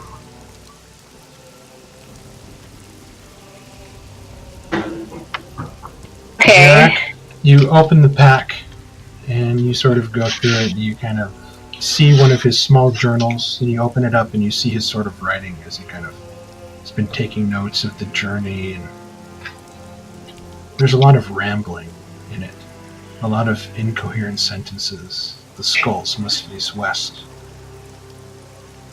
Submission pays entry.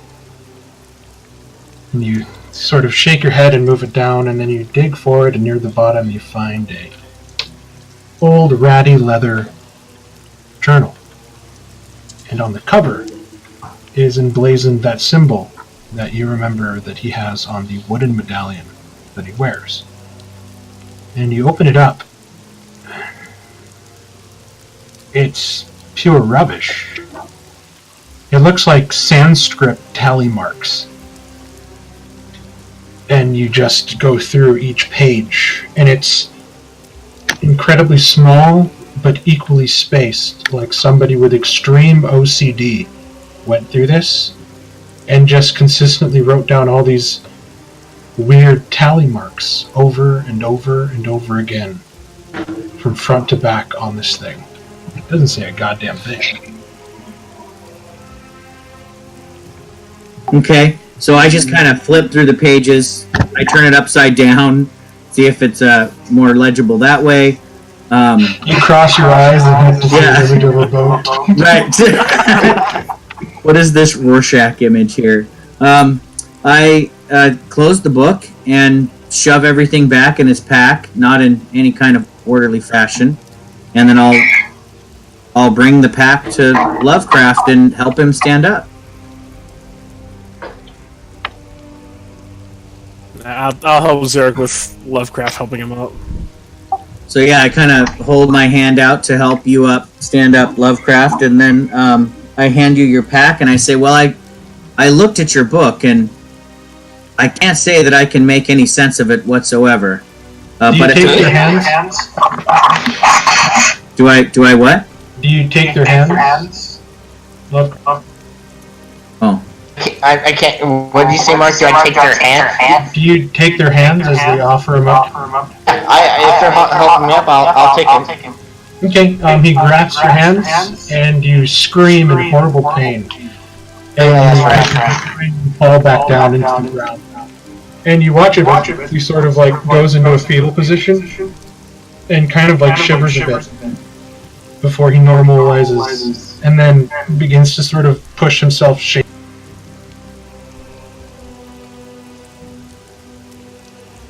It's probably best nobody touches me until the pain goes away.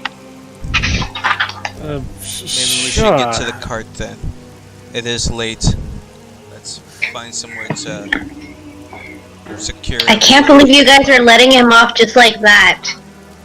Well, It's not a big this deal. mess when we're not sitting here out in the open. I don't think of it as letting him off, Valeria. I would like to learn more about what it is he has pledged his allegiance to. As As a matter of fact, I would like somebody else to possibly ride Ophelia, and I will ride in the back of the cart with the professor and spend some time talking to him as he recovers. One second, and I go over to the body where he is, and I take his skull and face it west. Yeah, I thought we cut off the head and burnt him. I cut off Yeah, the but head, this- and that skull would not be in sight for you. Once that Yeah, was I don't. Yeah, there's nothing there. Yeah, I think we took care of the body while you were recovering from death, apparently. Zirak? Is there anything that I could do to face west, Mark? As you look at it and you see that there's naught but ash left, you begin to shake uncontrollably. You have never felt this amount of fear in a long time. Who else knows how to ride a horse? Well, Ophelia is a gentle mare. She'll take any rider. She's not trained for war or anything, but she will handle a rider. You know, funny enough, I always wanted to ride a horse. Yeah, go ahead, Liam Warren. I'll take your spot in the back of the cart for now while I talk to the professor. And my intention, Chris, is basically I'm kind of a mind to agree with Valeria here that I don't think that there should be no price to pay for death. So I kind of want to understand how it is you keep coming back, crossing back from the other side. What is it like on the other side? What do you see when you die? Are you coming back of your own will, or is something forcing you to come back? These are the questions that Zirak is asking. I will try to answer them to the best of my ability. Go ahead.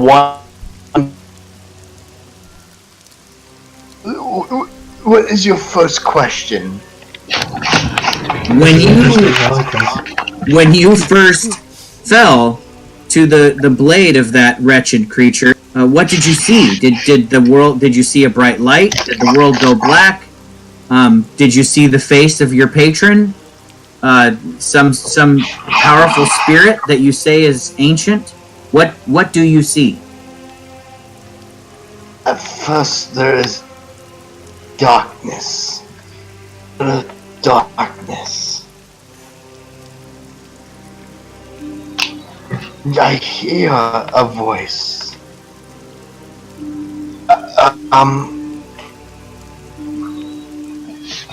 And that's it. And then I wake up.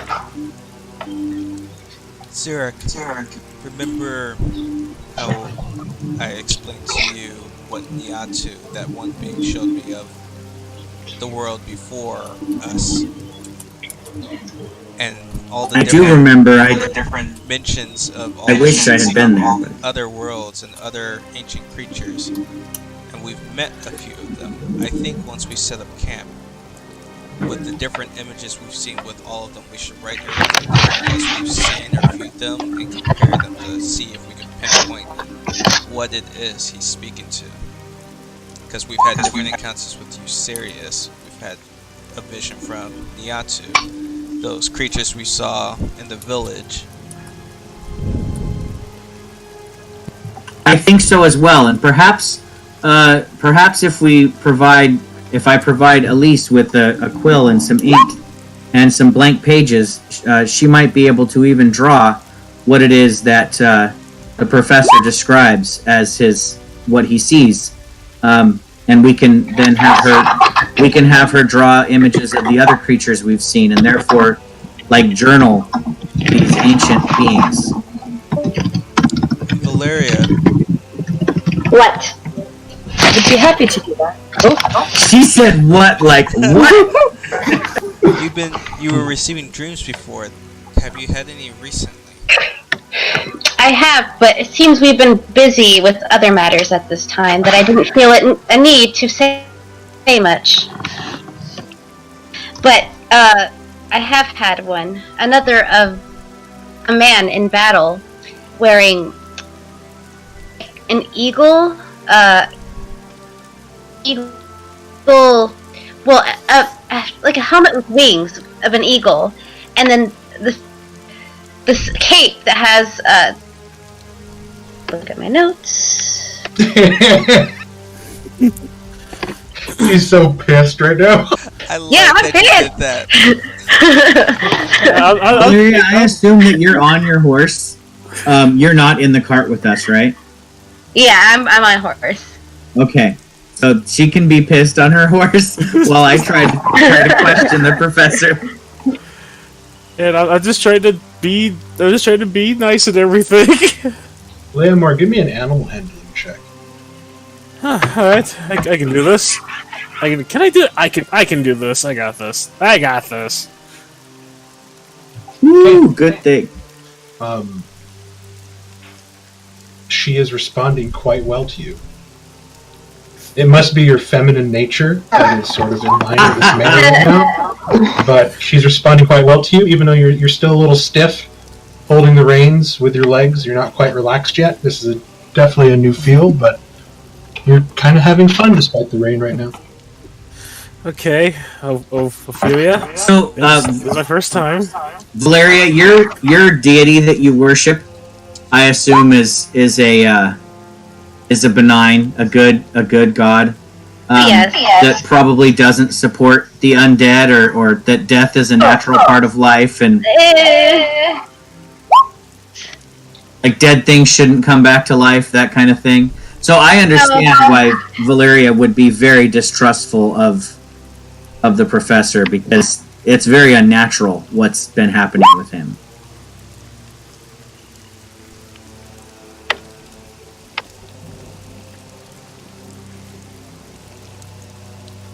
That's what she said.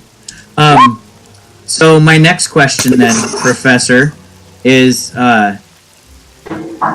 this propensity for returning to life after you die something that you have asked for and are being granted, or is it something that your patron is forcing upon you, that it has work for you to do that you have not yet completed? I honestly not sure. I have no control. I just see darkness and I hear a voice, and then I wake. So what do you think would happen if I just had you open your mouth and I shot a bolt of fire down your throat and burnt your insides out? Would you just wake up and come back? The past experience, most likely.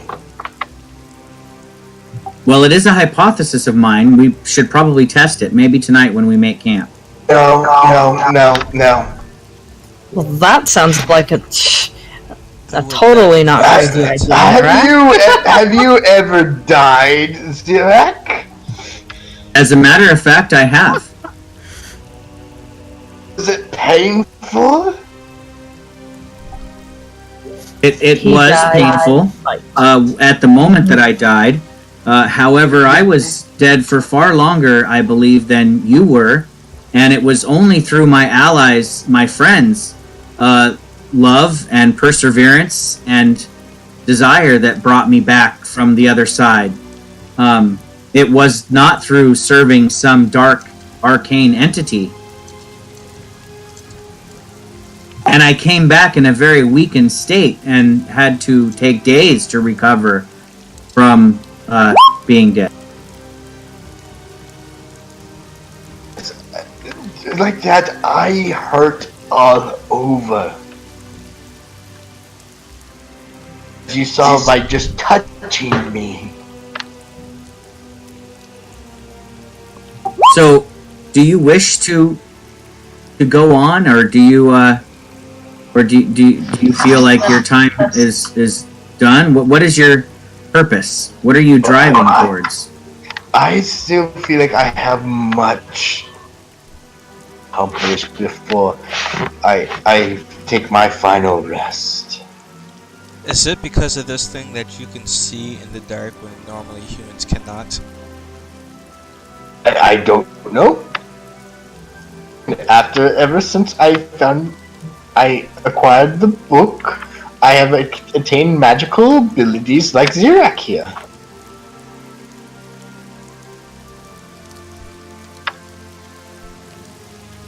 Have you? Feel like he's being used, Zirak. I do too. Have you been in service of this being for long, or is this a recent contract? I don't know. What do you mean you don't know? You don't know how long? I don't know. Like Leomores, as far as I can remember, was meeting you. No, I mean the pact that you have with whatever being you serve. I don't know. I do not know how long. We did ask him this when you were looking for his book. I'm starting to wonder if maybe his memories of forging the pack, if there was an actual pack forged, were taken from him. Well, if he doesn't realize what it is he's doing for this being, then he is definitely being used. Because he doesn't serve a purpose other than whatever purpose this being has for him, which right now seems to be travel with us. I do like how you just put that, Droman. Step 1, he read the book. Step 2 is a mystery. Step 3, he gains magical powers. We need to figure out what's happened in the middle. I studied like Zirak here. Well, except that, and I grab your pack and pull out your book and flip it open and say, "Studied what, Professor? There are no words here. This is no language that either I know or don't know. This is just tick marks. This is just tally marks.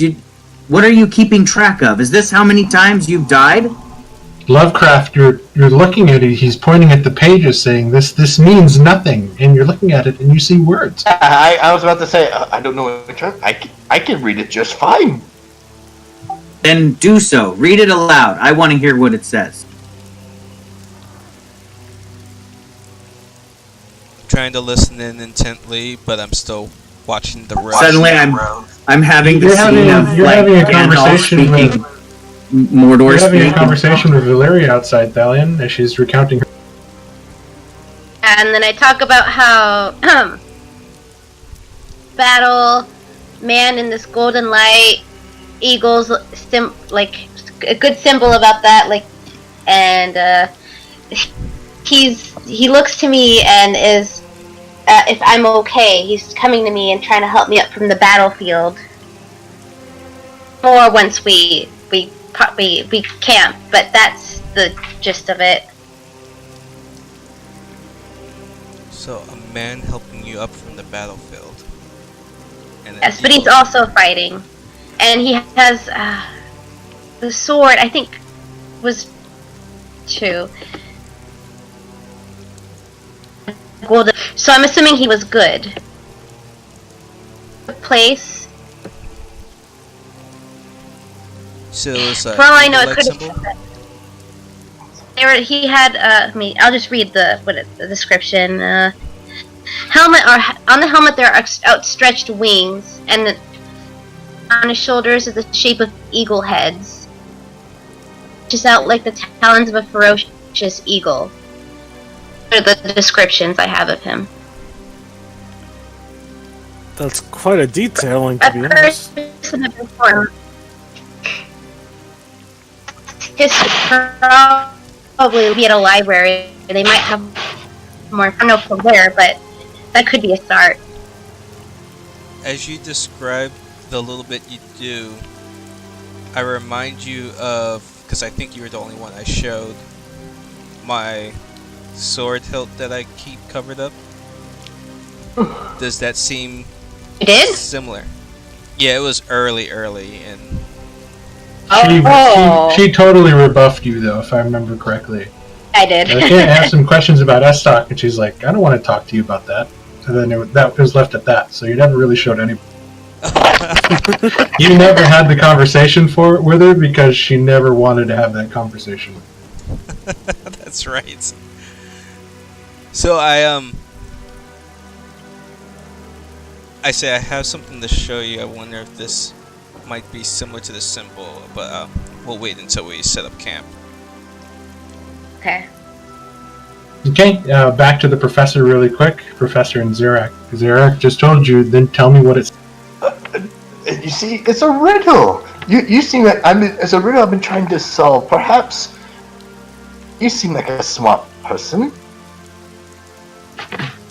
Deep below, down in the black, down, down, down. Professor, roll a d5. Oh, fuck me. Okay.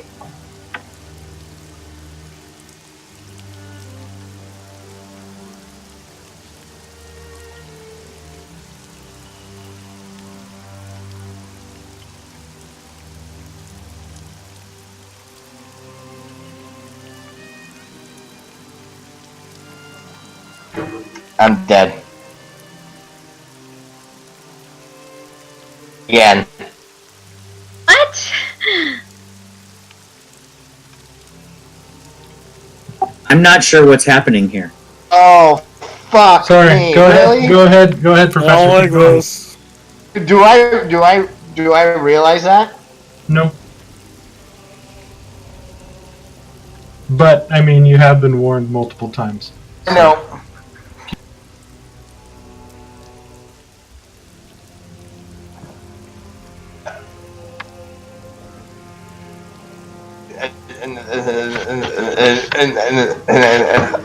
And that's it. That's what happens when you read it aloud?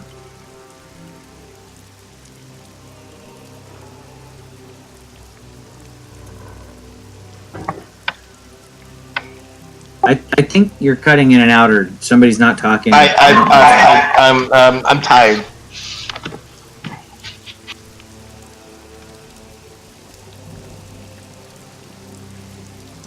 Close the book and put it away. You watch as he quickly, sort of hurriedly, almost as if he has a stern father looking over his shoulder, screaming at him to put away something that he doesn't need. There's an almost childlike fright that you read in his body language and in his face as he begins to tuck this away. And you see that he sort of puts it out the back, and he sort of looks at you, but he can't make eye contact. He's always been a lot more confident than this.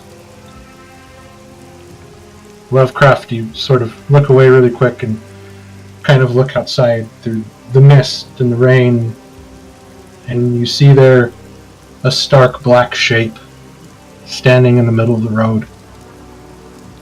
Abyssal black, with smoke pouring out from the bottom almost as if like tendrils. And in your mind you hear a laugh. And that's where we're going to leave off today. Wow, I love warlocks too. As freaky as they are. Shit. Thanks, Chris, for bringing this dark, evil thing into our party. I mean, it's not really that bad, guys. Yeah, it sounds like, a regular Sunday morning cartoon. I mean, he hasn't hurt you guys. First we had a werewolf. Now we kind of have a man. Oh yeah, this sounds about If the man right wins up goes, Layla's are you gonna alley. Come back with a vampire. Oh, hold on, Brad, don't log off. I'm going to send you a whisper. If when I die, if Mark keeps me dead, I will be sure. I can't wait to find out what your patron wants from you, but I have honestly no idea. He's throwing clues, and I think I know, and I have mentioned it, but everybody's like, we're gonna go do this first.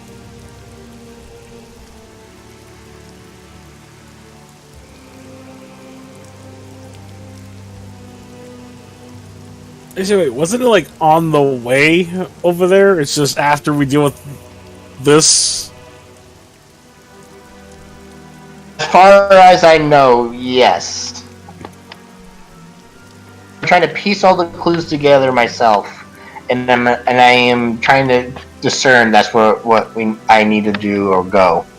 The funny thing is, Adam Gabe, this thing requires so little from him. So little, but it's mountain out of a molehill, and I fucking love it. You're welcome, Mark. It is strange that he keeps coming back from the dead, though. This patron of his doesn't want him to die. Who knows? Zarek might be tempted to multi-class warlock based on this. You were already pretty close to the warlock before.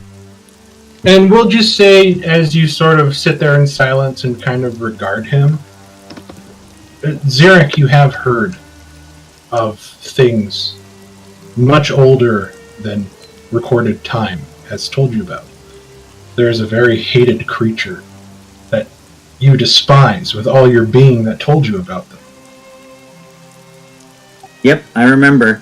And So, and because of that that hint, that's kind of why I'm being a little bit direct with the professor, and I'm kind of uneasy around him. If he serves a being like that, then that can't be good. Thing is, honestly, the professor does not know. He doesn't know. Well, sure, but not knowing the law is not equal to getting away with breaking the law. Chris gave me the best backstory to play with. By best, I mean the worst possible thing you could have gave me. So. Yes, awesome. Yeah, so bad luck upon the party. Valeria has right to be upset. Talking about, he has a bunch of fun stuff to help you guys out. Yes, I do. I really do, and I actually can't wait to use it. Pull up some more. I mean, how gross does Valeria feel if she knows now that he gave her this sort of blessing from this dark god It feels, like I said, that helped her with her saving throws? Like, God, is it really that bad if it helped me survive? Or like, ew, it touched me. You know, like you don't know what kind of feeling to go through right now. I don't think we need her over a river scrubbing her armor. Unclean! Unclean! Burn the heretic. I gotta look up because I don't know if warlocks get that spell though. It's like slimy. You're not helping! Mark, I just have to say, I really, really, really wanted to slow your creature. I really wanted that spell that to would go have been, off. it would have been fucking epic if you did. You totally would have nerfed him. Which is your job as the support wizard. Yep, that's my job. And I turned for into some a reason reason today. For some reason, the first half of the fight belonged to me, and the second half of the fight, you guys dominated. Yeah, but we were already on the wire when we started dominating, so it was still crunch time. Are we, Mark? Before I log off, are we setting up for a full rest?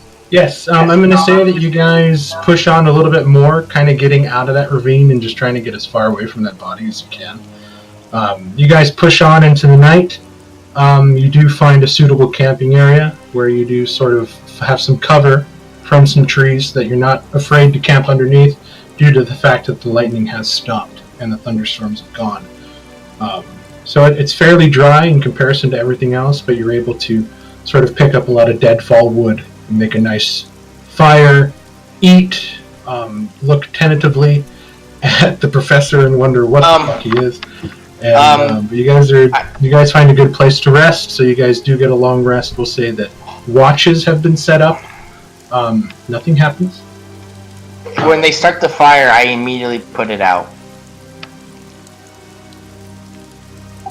Please don't do that. We need the fire.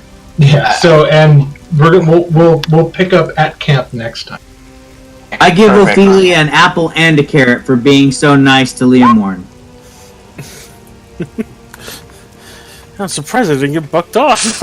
But awesome. Thank you guys so much for letting me play with a new monster I made, and I'm glad it worked out the way it did.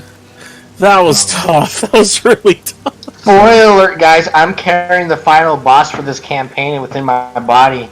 Oh, God.